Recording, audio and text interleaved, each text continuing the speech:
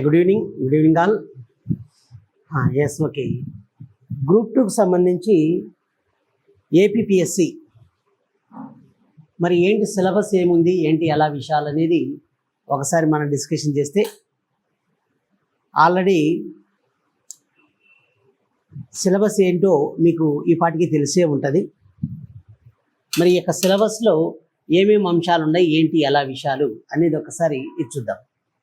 బేసికల్గా ఏంటంటే సిలబస్ యొక్క వెయిటేజ్ ఎంత ఇచ్చారంటే 30 మార్క్స్కి ఇచ్చారు. అంటే ఇంతకుముందు గతంలో జరిగిన పబ్లిక్ సర్వీస్ కమిషన్లో ఎలా ఉండేవి, పబ్లిక్ సర్వీస్ కమిషన్ కండక్ట్ చేసే ఎగ్జామ్స్లో ఎలా ఉండేది అంటే ఇన్ని మార్క్స్ అని చెప్పేవాళ్ళు కాదు. కరెంట్ అఫైర్స్కి ఇన్ని మార్కులు, ఇండియన్ సొసైటీకి ఇన్ని మార్కులు, ఎకానమీకి ఇన్ని మార్కులు, జాగ్రఫీకి ఇన్ని మార్కులు, హిస్టరీకి ఇన్ని మార్కులు అని అనౌన్స్ చేసేవాళ్ళు కాదు. జస్ట్ జనరల్ స్టడీస్లో ఈ సబ్జెక్టు మీకుంటాయి, ఇది సిలబస్ అని చెప్పేవాళ్ళు. ఇప్పుడు ఏపీపీఎస్సి ప్రిస్క్రైబ్డ్ సిలబస్లో ఏం చేశారంటే పర్టికులర్గా జాగ్రఫీకి 30 మార్కులు, సొసైటీకి 30 మార్కులు, కరెంట్ అఫైర్స్కి 30 మార్కులు, ఇండియన్ హిస్టరీకి 30 మార్కులు, తర్వాత మెంటల్ అబిలిటీకి 30 మార్కులు అని ఎక్కడికెక్కడ అలకేట్ చేసి మొత్తం వచ్చేసి మీకు 150 మార్క్స్కి గ్రూప్ 2లో మార్క్స్ 150 మార్క్స్ 150 క్వశ్చన్స్ అలా చేయడం జరిగింది. కాబట్టి 5 సబ్జెక్టులు 5 × 15 150 క్వశ్చన్స్ 150 మార్క్స్. మీరు మత్తుగా ఉండకండి, ఓకేనా? మీరు మత్తుగా ఉంటే నాకు మత్తు వస్తుంది, ఓకేనా? ఎస్, వాస్తవానికి ఏంటంటే ఆల్రెడీ మిమ్మల్ని చూడలేదు కానీ, మీ ఇద్దరిని చూడలేదు కానీ మీరు చూసారా? అవునా? ఓకే, మీరు ఆల్రెడీ ఉన్నారు. అవునా? Okay, yes. మరి బేసికల్గా క్లియర్ కట్గా మెన్షన్ చేశారు 30 మార్కులు అనేది, 30 మార్క్స్ అని క్లియర్ కట్గా మెన్షన్ చేశారు. మరి గతంలో మరి మీరు ఎలా రాశారో నాకు తెలియదు, మీరు ఎలా రాశారో ఏంటి విషయం అనేది నాకు తెలియదు. ఆల్రెడీ మీకు నేను చెప్పాను జాగ్రఫీ. బేసికల్గా జాగ్రఫీలో వచ్చేసి ఇప్పుడు మీరు కొంచెం మీ సరళి మార్చుకోవాలి, మీ పద్ధతి మార్చుకోవాలి, మీ సిలబస్ ఏంటి ఎలా విషయాలు అనేది మీ స్టైల్, వే ఆఫ్ స్టైల్ మీది కూడా మార్చుకోవాలి. ఎందుకంటే ఏం సార్ ఏముంటాయి సార్ సిలబస్లో 30 మార్క్స్కి మాకు వెయిటేజ్ ఏంటి సార్ అంటే 3 భాగాలుగా డివైడ్ చేయవచ్చు. ఎన్ని భాగాలుగా? 3 భాగాలుగా డివైడ్ చేయవచ్చు. సార్ ఆ 3 భాగాలు ఏంటి సార్ అంటే, ఒకటి వచ్చేసి ప్రపంచ భౌగోళిక స్వరూపం అనేది ఫస్ట్ అంశం. ఒకటి మీకు క్లియర్గా మెన్షన్ చేయడం జరిగింది. ఒకటి ఫస్ట్ వన్ వచ్చేసి ఏంటి అంటే ప్రపంచ భౌగోళిక స్వరూపం అంటున్నాం. ప్రపంచ భౌగోళిక స్వరూపం అనేది ఫస్ట్ టాపిక్ అన్నమాట. అంటే జాగ్రఫీలో మొత్తం టోటల్గా 3 పార్ట్స్గా డివైడ్ చేసినప్పుడు ఈ 3 భాగాల్లో అన్ని భాగాల నుంచి, అన్ని విభాగాల నుంచి మొత్తం ఎన్ని మార్కులు అంటే 30 మార్కులు.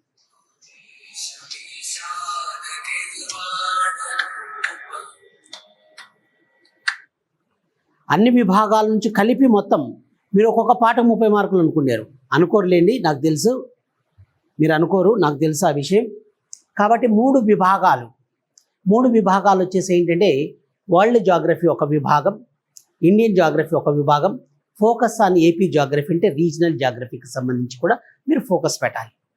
అలా 3 పార్ట్స్ కలుపుకుంటేనే మీకు 30 మార్కులకి అలకేట్ చేయడం జరిగింది, 3 పార్ట్స్ కలిపి. ఈ 3 భాగాల్లో మీకు సిలబస్ చూడండి సార్, పాడిందే పాడకు పాసిపల్ల దాసరి అంటారు. మనం ఎంతకాలం చదివినా కూడా ఉద్యోగాన్ని సాధించలేము, ఉద్యోగాన్ని మనం అచీవ్ చేయలేకపోతున్నాం అంటే కారణం ఏంటి సార్ అంటే సిలబస్ అనేది ఏ సబ్జెక్టులు ఏమేమి సిలబస్ ఉందనేది తెలియకపోవడం మెయిన్ కారణం. అవునా కదమ్మా? ఏది పడితే చదువుతాం. మార్కెట్లో అశోక్ నగర్లో కనపడే బుక్ అంతా, ఏ బుక్కులు కనపడితే ఆ బుక్ ప్లాట్ఫామ్ మీద ఏముంటే 20 రూపాయలకి మొత్తం మీకు వచ్చేస్తుంది అంటారు. అవి వచ్చేది లేదు, సచ్చేది లేదు. వాస్తవానికి ఏంటి సార్ అంటే అలానే చాలామంది మనం లాస్ అవుతున్నాం. బేసికల్గా చెప్పాలంటే ఏంటి సార్ అంటే 3 విభాగాలుగా చేసినప్పుడు ఆ 3 విభాగాల్లో మరి ఏమేమి సిలబస్ ఉన్నాయి అనే దానిపై మనం ఒక్కసారి డిస్కషన్ చేస్తే, ఒకటి ప్రపంచ భౌగోళిక స్వరూపం అన్న.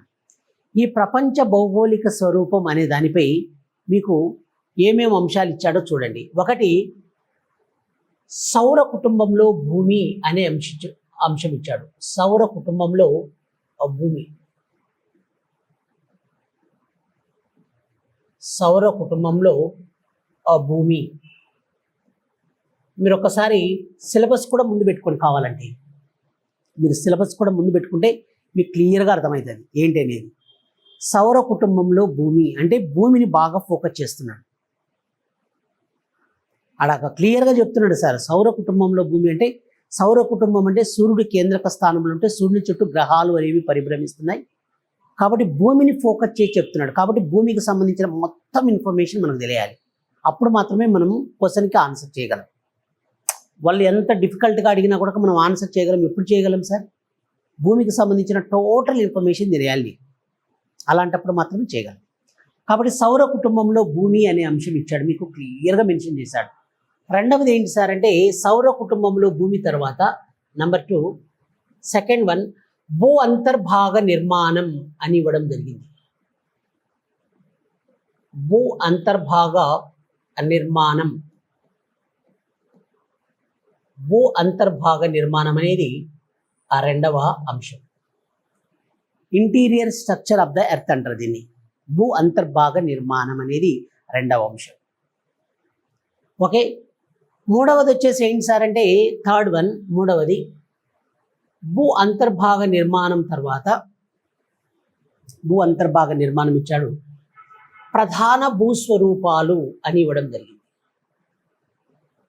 ప్రధాన భూస్వరూపాలు, మేజర్ ల్యాండ్ ఫార్మ్స్. ప్రధాన భూస్వరూపాలు, మేజర్ ల్యాండ్ ఫార్మ్స్ అని ఇవ్వడం జరిగింది. ప్రధాన భూస్వరూపాలు ఇచ్చారు. ఓకేనా? ఎస్. నెక్స్ట్ వన్ ఇంకొకటి ఏంటి సార్ అంటే, వాతావరణం, అట్మాస్ఫియర్. వాతావరణం మరియు వాతావరణం కూర్పు అంటే ఏమేమి ఉంటాయి వాతావరణంలో, వాతావరణం ఎలా ఏర్పడింది, ఏమేమి వాయువులు ఉంటాయి, నైట్రోజన్ ఉంటుందా, ఆక్సిజన్ ఉంటుందా, ఆర్గాన్ ఉంటుందా, నియాన్ ఉంటుందా, వాటర్ వేపర్ ఉంటుందా, ఇలాంటి వాతావరణ కూర్పు అంటున్నాం. కాబట్టి వాతావరణం కూర్పు అని ఇచ్చాడు, క్లియర్గా మెన్షన్ చేశాడు.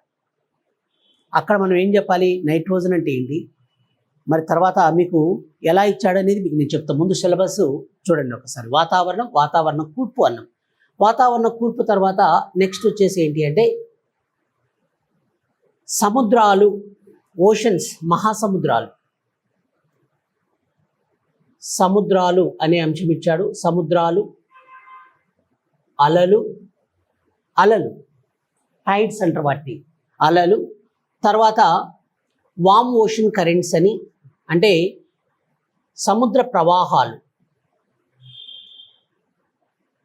సముద్ర ప్రవాహాలు అనే అంశం ఇచ్చాడు. సముద్ర ప్రవాహాలు. సముద్ర ప్రవాహాలతో పాటు ఇంకా ఏంటి సార్, సముద్ర ప్రవాహాలతో పాటు మీకంటే సముద్రాల యొక్క లోతు, అంటే ఓషన్ ఫ్లోర్ అంటారు దాన్ని. సముద్రాల లోతు అనే అంశం ఇవ్వడం జరిగింది. సముద్రాల లోతు. వీటితో పాటు లవణీయత అనే అంశాన్ని మెన్షన్ చేయడం జరిగింది. లవణీయత అనే అంశాన్ని కూడా మెన్షన్ చేశారు. ఓకేనా మాస్టర్? ఇది మీ సిలబస్లో క్లియర్ కట్గా మెన్షన్ చేశారు, మీరు ఒకసారి చూసుకోండి. ఇదే ఉంది మీ సిలబస్లో. మా ఐడియా ఉందా సిలబస్? మీ సిలబస్లో మీరు ఒకసారి ఏపీపీఎస్సీ సిలబస్ చూసారనుకోండి, ఈ అంశాలే మీకు కనిపిస్తాయి.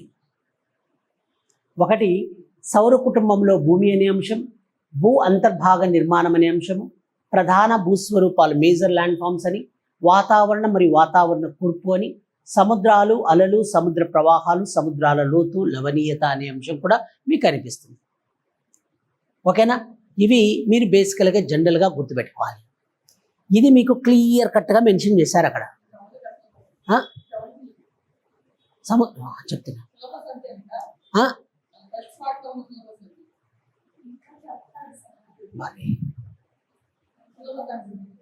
తొందరపడక రాజా. అరే నూజివీడు, అదే నూజివీడు తెలుసు నాకు. ఎస్, ఇంకా సిలబస్ ఉంది అంటే ఇక్కడ నేను చెప్తా, తొందరపడకు. అరే నువ్వు తొందర ఎక్కువ.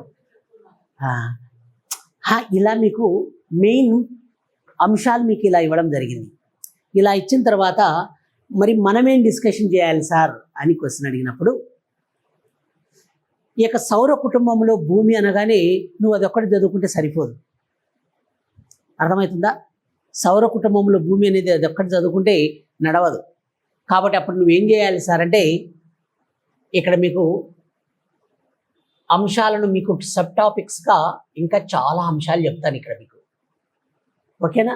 చాలా అంశాలు చెప్తాం. ఏంటి సార్ అంటే విశ్వం, యూనివర్స్ అనే అంశం. విశ్వం, యూనివర్స్ అనే అంశం. ఓకే. విశ్వంతో పాటు విశ్వ ఆవిర్భావం అనే అంశం. విశ్వ ఆవిర్భావం, విశ్వం యొక్క ఆవిర్భావం వచ్చేసి ఏంటి? ఓకేనా? ఎస్. నెక్స్ట్ వన్ వచ్చేసి ఇవే కాకుండా మీకు ఇంకా ఏంటి సార్ అంటే విశ్వం అంటే ఏంటి? అక్కడ మీకు ఏం చెప్తామంటే ప్లానెట్స్, గ్రహాలు,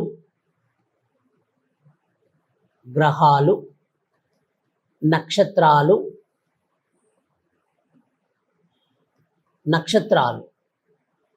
నెక్స్ట్ వన్ వచ్చేసి ఆస్ట్రాయిడ్స్.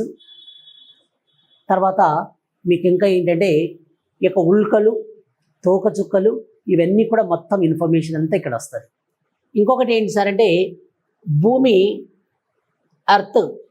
ఎర్త్కి సంబంధించిన ఇన్ఫర్మేషన్ చూడండి. భూమి, తర్వాత ఎవల్యూషన్ ఆఫ్ ద ఎర్త్ అంటే భూమి యొక్క ఆవిర్భావం అనేది ఎలా జరిగింది ఏంటి మొత్తం అంతా ఇక్కడ వచ్చేస్తుంది. భూమి యొక్క ఆవిర్భావం, భూమి యొక్క వయసు ఎంత ఉంది ఏంటి ఎలా విషయాలు మొత్తం ఇన్ఫర్మేషన్ అంతా కూడా అక్కడ వస్తుంది. అంటే మీకు బ్రాడ్గా నేను చెప్పేది ఏంటంటే ఒకసారి నువ్వు చూస్తానే ఓ ఇది ఉందా అనేది నీకు టక్కన ఐడియా రావాలి. అందుకని మీకు నేనేం చేశానంటే ఈ అంశాలు ప్రధానమైన అంశాలు అయితే వీటిలో సబ్ టాపిక్స్ ఇవన్నీ కూడా సబ్ టాపిక్స్గా మనం చెప్పుకోవచ్చు. ఏవేవి ఉన్నాయి సబ్ టాపిక్స్? ఈ యొక్క విశ్వం, యూనివర్స్ అనే అంశం చెప్పాలి. తర్వాత విశ్వం యొక్క ఆవిర్భావం చెప్పాలి. ఈ విశ్వ ఆవిర్భావం చెప్పేటప్పుడు ఏదో కొంచెం పార్ట్స్ చెప్పను నేను. ఏం చెప్తానంటే జియోసెంట్రిక్ థియరీ, భూకేంద్రక సిద్ధాంతం, సూర్యకేంద్రక సిద్ధాంతము, తర్వాత వచ్చేసి కాంటినెంటల్ డ్రిఫ్ట్ ది ఖండచలన సిద్ధాంతం, ఒకే ప్లేట్ టెక్టానిక్స్ థియరీ, పలకల సిద్ధాంతం, జిగ్సా పజిల్ అంటే ఏంటి, ఇవన్నీ కూడా చాలా అంశాలు ఉంటాయి. ఏదో అలా అని అలా చెప్పేది కాదు. ఓకేనా? నువ్వు ఓకేనా? ఉంది. నువ్వేమంటే మంచి సీజన్ కాబట్టి మంచి మామిడికాయలు బాగా తినేట్టున్నావు. స్పీడ్గానే ఉన్నవి. ఉండాలి మరి తగ్గద్దు. తగ్గితే ఎట్లా? తగ్గకూడదు, పరిగెత్తాలి, మామూలుగా కాదు. మంచిగా నువ్వు మామిడికాయలకి జిఐ ట్యాగ్ వచ్చింది కాబట్టి ఫుల్. కాబట్టి ఎలా ఉండాలంటే చాలా స్పీడ్గా పరిగెత్తాలి. మనం స్పీడ్గా పరిగెత్తేనే అవుతుంది. ఎందుకంటే కాంపిటీషన్ విపరీతంగా ఉంది. మరి ఈ కాంపిటీషన్ను మనం ఫేస్ చేయాలి అంటే మనది ఒక్క క్వశ్చన్కి కూడా మనం పోకూడదు, మిస్ చేయకుండానే కొట్టేయాలి. మీరు చదవాలి, నేను చెప్తా. మీరు కూడా ఎస్, తప్పకుండా చెప్తాం. మీరు కూడా బుక్కులు మంచాల కింద పడేయద్దు. అబ్బా సూపర్. Yes, very good. తల కింద పెట్టుకుంటే చదువు నడవదు, చదవాలి, కళలో కూడా రావాలి. అంటే లోపలికి కనెక్షన్ అనమాట, రీఛార్జ్ అవ్వాలన్నమాట. Yes, very good, nice. ఇప్పుడు సూపర్. ఓకే, ఇప్పుడు మనం ఈ యొక్క విశ్వ ఆవిర్భావము, గ్రహాలతో పాటు నక్షత్రాలు, భూమి యొక్క ఆవిర్భావం, ఇవన్నీ కూడా మనం డిస్కషన్ చేయాలి. చాలా అంశాలు ఉన్నాయి. ఇది వాస్తవానికి ఏంటంటే ఓరియంటేషన్ క్లాస్. ఇది ఓరియంటేషన్ క్లాస్ కాబట్టి అన్నీ చెప్పడానికి అవ్వదు కదా. అందుకని దాన్ని ఎక్కడెక్కడ కన్సైడ్ చేసి మాట్లాడుతున్నాం అంతే. తర్వాత ఈ యొక్క భూమి యొక్క ఆవిర్భావము, తర్వాత భూమి వయస్సు ప్రారంభంలో ఎలా ఉండేది, తర్వాత పెంజియా అంటే ఏంటి, తర్వాత పాంతలస అంటే ఏంటి, టెథిస్సి అంటే ఏంటి. మనకు ఫస్ట్ క్వశ్చనే అది. 65 కోట్ల సంవత్సరాల క్రితం అవన్నీ ఫస్ట్ క్వశ్చనే కదా అది. కానీ ఏం చేశారంటే ఎంత అన్యాయం అంటే దాన్ని క్యాన్సిల్ చేశారు. మరి కరెక్ట్గా చదివినవాడు పెట్టినవాడు ఇప్పుడు మన నూజివీడు ఉన్నాడు, ఆన్సర్ కరెక్ట్ పెట్టింటాడు, అది తీసేస్తే ఆయన లాసే కదా, మరి లాస్ అయినట్టే అది లెక్క. అలా తీయకూడదు. ఒక్కసారి దాంట్లోకి ఎంటర్ చేసిన తర్వాత బ్లూ ప్రింట్ తయారైన తర్వాత ఎప్పుడు కూడా రిమూవ్ చేయకూడదు. దాన్ని తీసి అందరికి ఇచ్చిన మార్కులు రాయనోనికి వచ్చా, రాసినోనికి వచ్చా, అందరూ ఇబ్బంది. అప్పుడు ఏమో బాధపడతారు, అరే ఊరికి అనవసరంగా డిలీట్ చేశారు అనేది బాధపడతారు. అలా కాకుండా బ్లూ ప్రింట్ తయారు చేసేటప్పుడు ఎలా ఉండాలంటే పర్ఫెక్ట్గా ఉండాలి. కాబట్టి జనరల్గా ఏంటి సార్ అంటే ఇవన్నీ కూడా మనం డిస్కషన్ పేంజియా చెప్తాం, పాంతలస చెప్తాము, అంగారా ల్యాండ్ అంటే, గోండ్వానా ల్యాండ్ అంటే, జిగ్సా పజిల్ అంటే ఏంటి, ఇవన్నీ కూడా మనం చాలా జాగ్రత్తగా ఇవన్నీ కూడా అబ్జర్వ్ చేస్తూ ముందుకెళ్ళాలి. అవన్నీ చెప్పుకోవాలి. అబ్జర్వ్ చేస్తే నడవదు, చదవాలి గట్టిగా. మేము గట్టిగా పరిగెత్తుతాం, మీరు కూడా గట్టిగా పరిగెత్తాలి. ఓకేనా? ఎస్. వీటితో పాటు మనకి ఇంకేంటి సార్ అంటే ఇవి ఇలా విషయాలు ఉన్నప్పుడు భూమి యొక్క చుట్టుకొలత ఎంత ఉంది, భూమి ఎన్ని కిలోమీటర్ల వేగంతో ఫ్రమ్ వెస్ట్ టు ఈస్ట్ ఎలా రొటేట్ అవుతుంది, ఎన్ని కిలోమీటర్లతో వేగంతో రొటేట్ అవుతుంది, అసలు భూభ్రమణం అంటే ఏంటి, భూ పరిభ్రమణం అంటే, ఇవన్నీ కూడా ఎర్త్ మూమెంట్స్ అన్నమాట. ఇవి భూచలనాలు అంటారు. ఇవి కూడా మనం డిస్కషన్ చేద్దాం. ఎర్త్ మూమెంట్స్ అంటే భూచలనాలు అంటారు. ఎర్త్ మూమెంట్స్ అన్నప్పుడు ఆ భూచలనాలు అంటారు. ఆ భూచలనాల్లో భూభ్రమణం అంటే ఏంటి, భూ పరిభ్రమణం అంటే ఏంటి, భూభ్రమణం వల్ల ఏం జరుగుతుంది, భూ పరిభ్రమణం వల్ల ఏం జరుగుతుంది, ఇవన్నీ విషయాలు కూడా మనం డిస్కషన్ చేయాల్సి వస్తుంది. ఓకేనా? అవి అలా విషయాలు. అవే కాకుండా మనకి ఇంకా ఏంటి సార్ అంటే లాటిట్యూడ్స్ అండ్ లాంగిట్యూడ్స్, అక్షాంశాలు మరియు రేఖాంశాలు. అసలు ఏంటి అక్షాంశాలు, రేఖాంశాలు అంటే ఏంటి, వాటి యొక్క హిస్టారికల్ బ్యాక్గ్రౌండ్ చెప్దాం. ఏంటంటే ఎప్పటి నుంచి స్టార్ట్ చేశారు ఈ యొక్క అక్షాంశాలు, లాటిట్యూడ్స్ అండ్ లాంగిట్యూడ్స్, ఇవి మనకు ఎందుకు ఉపయోగపడుతున్నాయి, మ్యాప్లను ఎలా తయారు చేస్తున్నారు, ఈ లాటిట్యూడ్స్ అండ్ లాంగిట్యూడ్స్ ఎప్పుడో మనకి ఏన్షియంట్ టైం నుంచి ఉన్నాయి, ఈ యొక్క గ్రీకులు రోమన్ల టైం నుంచే ఉన్నాయి. వాటికి సంబంధించిన హిస్టారికల్ ఇన్ఫర్మేషన్ కూడా మనం చెప్పుకోవాలి. ఓకేనా? ఎస్. అదే కాకుండా మన ఇంకొకటి విషయం ఏంటి అంటే ఇలాంటి విషయాలు ఇంకా మనం ఏంటి సార్ అంటే ఇవే కాకుండా సోలార్ ఎక్లిప్స్ అంటే ఏంటి, అంటే సూర్యగ్రహణం అంటాం కదా, సోలార్ ఎక్లిప్సెస్ అంటున్నాం. సోలార్ ఎక్లిప్స్ కానీ లూనార్ ఎక్లిప్స్ కానీ, solar eclipse and lunar eclipse. సూర్యగ్రహణం అంటే ఏంటి, చంద్రగ్రహణం అంటే ఏంటి, ఈ యొక్క సూర్య చంద్రగ్రహణాలు ఎందుకు ఏర్పడతాయి, ఆ కారణం ఏంటి, అవి ఆర్డర్ ఆఫ్ సీక్వెన్స్ గుర్తుపెట్టుకోవాలి. అంటే సూర్యునికి భూమికి మధ్యలో చంద్రుడు వచ్చినప్పుడు ఏం జరుగుతుంది, సూర్యునికి మధ్యలో భూమి వచ్చి లాస్ట్లో చంద్రుడు ఉంటే ఏం జరుగుతుంది, ఇవన్నీ కూడా మనం డిస్కషన్ చేయాలి. అవన్నీ కూడా మనం డిస్కషన్ చేయాలి. చాలా ముఖ్యమైన అంశాలు అవి. కాబట్టి వాటిని మనం సూర్యగ్రహణం అని, తర్వాత చంద్రగ్రహణం అని, solar eclipse and lunar eclipse అంటారు. సోలార్ ఎక్లిప్స్ అంటే సూర్యగ్రహణం అని, దీనేమో చంద్రగ్రహణం అంటారు. ఇవే కాకుండా అవన్నీ అలాంటి విషయాలన్నీ కూడా మనం డిస్కషన్ చేస్తాం. అక్రాస్ ద వరల్డ్, ప్రపంచవ్యాప్తంగా కూడా భూమి తిరిగినప్పుడు ఏమేమి స్వరూపాలు ఏర్పడతాయి అనేది మనం కూడా చెప్పుకోవాలి. విషువత్తులు అంటే ఏంటి, విషువత్తులు ఈక్వినాక్సెస్ అంటారు. మరి మార్చి 21, సెప్టెంబర్ 23, అదేవిధంగా మనకి ఇంకా ఏంటి అంటే జూన్ 21, డిసెంబర్ 23, ఇలాంటి విషయాలన్నీ కూడా మనం చెప్పుకోవాలి. అదేవిధంగా మనము గ్లోబ్ వేసినప్పుడు, గ్లోబ్ వేస్తాం కదా, ఇలా గ్లోబ్ వేసుకుంటాం మనం. ఇలా గ్లోబ్ వేసుకున్నప్పుడు ఇలా గ్లోబ్ వేస్తాం. ఇది వచ్చేసి 0 డిగ్రీ ఈక్వేటర్ అంటాం. ఈ 0 డిగ్రీ ఈక్వేటర్ మీద ఏంటి ఎలా పరిస్థితులు మొత్తం టోటల్గా అటువైపు నుంచి ఇటువైపుకు, ఫ్రమ్ ఈస్ట్ టు వెస్ట్ వరకు ఏ రకమైన క్లైమేటిక్ కండిషన్స్ ఎలా ఉంటాయి ఏంటి అనేది మొత్తం టోటల్గా చెప్పుకోవాలి. జెనిత్ అంటే ఏంటి, ZENITH జెనిత్ అంటారు. ఏంటి జెనిత్ అంటే ఏంటి సార్ అనేది మనం అవన్నీ కూడా మీకు నేను చెప్తాను. కర్కట రేఖ ట్రాపిక్ ఆఫ్ క్యాన్సర్ ఎలా ఉంటుంది, ట్రాపిక్ ఆఫ్ క్యాప్రికార్నల్ ఎలా ఉంటుంది, తర్వాత ఆర్కిటిక్ సర్కిల్ ఎలా ఉంటుంది, అంటార్కిటిక్ సర్కిల్ ఎలా ఉంటుంది, ధ్రువ ప్రాంతాలు ఉత్తర ధ్రువంలో ఎలా ఉంటుంది, దక్షిణ ధ్రువంలో ఎలా ఉంటుంది, ఇలా మనం మ్యాప్ వేసి ఒక్కొక్క ప్రాంతం గురించి క్లియర్ కట్గా డిస్కషన్ చేయాల్సి ఉంటుంది. అప్పుడు చెప్పేటప్పుడు మీకు ఏంటంటే కరెంట్ డేటాను బేస్ చేసుకొని చెప్పాలి. కరెంట్ డేటా ఏంటి సార్, కరెంట్ డేటా అంటున్నారు. కరెంట్ డేటా అన్నప్పుడు నేను ఏం చెప్తానంటే బేసికల్గా చెప్పాలంటే ఇక్కడ నార్త్ పోల్ ఉంది, ఉత్తర ధ్రువం.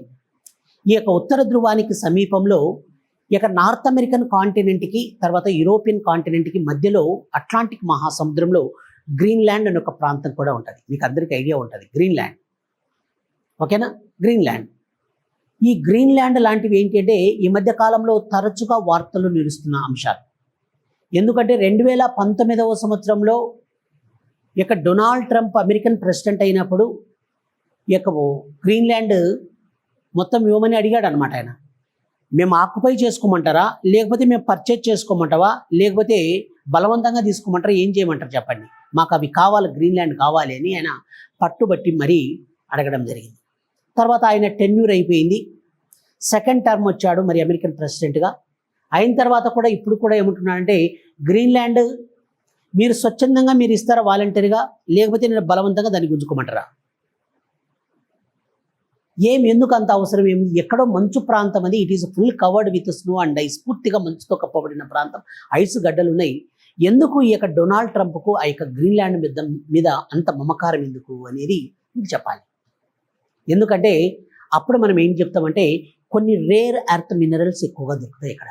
రేర్ ఎర్త్ మినరల్స్ వాటిని ఏమంటారంటే అరుదైన ఖనిజాలు అంటారు. అందరికీ దొరికేటి మనకు దొరికితే పెద్ద ఉండదు తేడా.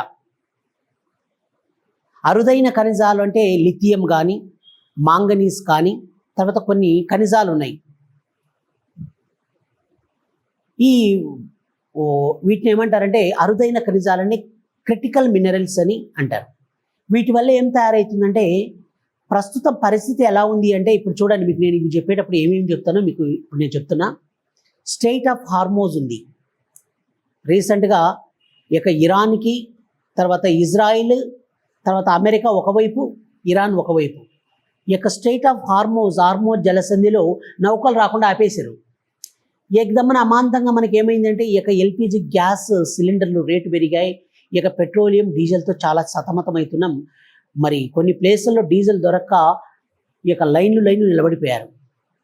అసలు ఏంటి ఇక్కడ విషయం ఏంటి, స్ట్రెయిట్ ఆఫ్ హార్మోజ్ అంటే ఏంటి, ఇలాంటి విషయాలన్నీ కూడా మనం డిస్కషన్ చేయాల్సి ఉంటుంది. ఎందుకు సార్ అంటే అవి ఎక్కడ ఏంటి ఎలా విషయాలు అవన్నీ కూడా. అందుకని ఎందుకు సార్ ఈ పెట్రోల్ డీజిల్ ఇప్పుడు మనం వెహికల్స్లో యూజ్ చేసేది ఏంటి, ఇప్పుడు నీ కారు ఉంది, నువ్వు యూజ్ చేస్తే ఏం చేస్తావు, సిఎన్జి కంప్రైజ్ న్యాచురల్ గ్యాస్ అన్న యూజ్ చేస్తావు, లేకపోతే అది కాకపోతే ఆల్టర్నేట్గా డీజిల్ అన్న యూజ్ చేస్తావు, లేకపోతే అది లేకపోతే పెట్రోల్ బండి ఉంటుంది. ఈ రెండింటికి ప్రాబ్లం వస్తుంది ప్రపంచవ్యాప్తంగా. కాబట్టి ఇలాంటి ప్రాబ్లంను భవిష్యత్తులో మనం ఫ్యూచర్లో ఎప్పుడు కూడా ఫేస్ చేయకూడదు, ఇలాంటి ప్రాబ్లమ్స్ ఫేస్ చేయొద్దు.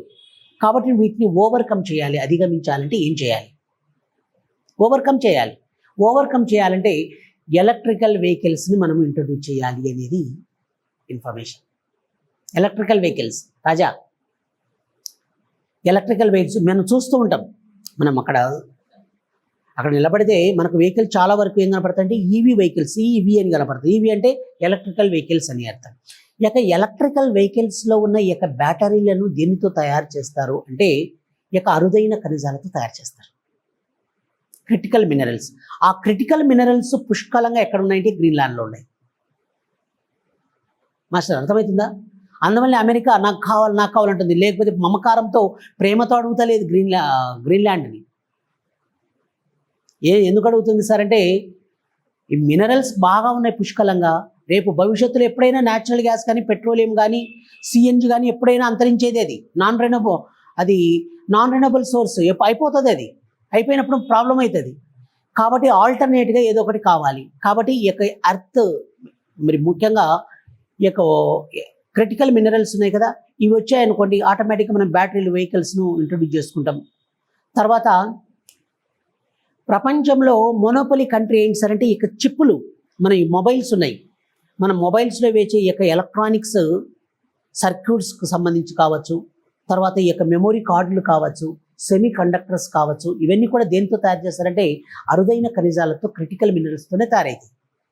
రాబోయే ప్రపంచం అంతా దేని మీద ఆధారపడింది సార్, క్రిటికల్ మినరల్స్ మీద ఆధారపడింది. అందుకని అమెరికా ముందుగానే పసిగట్టి ఏం చేస్తుందంటే గ్రీన్లాండ్ నాకు ఇవ్వాలి, స్వచ్ఛందంగా ఇస్తావా లేకపోతే నేను బలవంతంగా అలాక్కోమంటావా, లేకపోతే పైసలు పెడతా, ఎంత డబ్బులు కావాలి నీకు చెప్పు అంటుంది. కానీ గ్రీన్లాండ్ ఎవరి అధీనంలో ఉంది సార్ అంటే డెన్మార్క్ వారి అధీనంలో ఉంటుంది. అంటే యూరోపియన్ కాంటినెంట్కి సంబంధించిన డెన్మార్క్ వారి అధీనంలో ఈ యొక్క గ్రీన్లాండ్ ఉంటుంది. కాబట్టి డెన్మార్క్ ఏముంటుంది, నేను చచ్చినా ఇవ్వను ఎంతకైనా సరే అని డెన్మార్క్ అంటుంది. ఇటీవల ప్రైమ్ మినిస్టర్ నరేంద్ర మోడీ చూడండి, ఇక్కడ ఒక విషయం, అందుకే ఇలాంటి విషయాలు మీరు ఖచ్చితంగా ప్రతిదీ నోట్ చేసుకోవాలి అనుజువుడు. మీరు మీరు ఎక్కడైనా సినాప్సిస్లో రాసుకోవాలి కంపల్సరీ. ఎందుకంటే ఇప్పుడు నేను చెప్తుంటా అన్నీ నేను నోట్స్ రాయించలేను వాస్తవానికి. ఇప్పుడు నేనేమంటున్నాను, ఈ మాటలు చెప్తున్నాను. గ్రీన్లాండ్ అనగానే ఇది డెన్మార్క్ వారి అధీనంలో ఉంటుంది అని చెప్పాను. తర్వాత వచ్చేసి యొక్క క్రిటికల్ మినరల్స్ అంటే అరుదైన ఖనిజాలు పుష్కలంగా లభిస్తాయి. ఏంటి సార్ అరుదైన ఖనిజాల యొక్క ఉపయోగాలు ఏంటి సార్ అంటే సెమీ కండక్టర్స్ తయారు చేస్తారు, ఎలక్ట్రానిక్ డివైజెస్ను తయారు చేస్తారు, ఎలక్ట్రికల్ వెహికల్ను తయారు చేయడానికి కూడా ఈ యొక్క రా మెటీరియల్గా ఉపయోగిస్తారు. అలాంటి విషయాలు నేను ఫ్లోలో చెప్తా వస్తా, మీరు సినాప్సిస్లో పక్కకు సైడ్కి రాసుకోవాలి. నేను స్పీడ్గా చెప్తున్నా కూడా నన్ను అడ్డుకట్టేయాలి. మీరు నీటికి మీరు ప్రవాహానికి ఎలా అడ్డుకట్టేస్తారో అలా అడ్డుకట్టేసి మీరు నన్ను ఆపిరు అనుకుని నేను చెప్తాను క్లియర్గా. ఓకేనా? ఎస్, అది ఒకటి. ఇంకొక విషయం ఏంటి అంటే ఇటీవల భారత ప్రధానమంత్రి నరేంద్ర మోడీ కూడా ఏం చేశాడు సార్, నార్డిక్ కంట్రీస్ని సందర్శించాడు. నార్డిక్ ఇప్పుడు చూడండి సార్, మీకు ఉపయోగం లేకుండా ఎలా ఉంటుంది, అందుకని చదవడంలో ఎలాబొరేట్గా చదవాలి. ఇప్పుడు భారత ప్రధానమంత్రి రీసెంట్గా ఏం చేశాడంటే ఈ యొక్క నార్డిక్ కంట్రీస్ని సంధించడం జరిగింది. నార్డిక్ దేశాలు అంటున్నాం. నార్డిక్ దేశాలు ఈ యొక్క నార్డిక్ కంట్రీస్ని సందర్శించడం జరిగింది. నార్డిక్ దేశాలు అసలు ఏంటి సార్, నార్డిక్ కంట్రీస్ అంటే ఏంటి? ఐడియా ఉందా? మీకుందా ఐడియా ఉందా? ఎస్, రుజువుడు.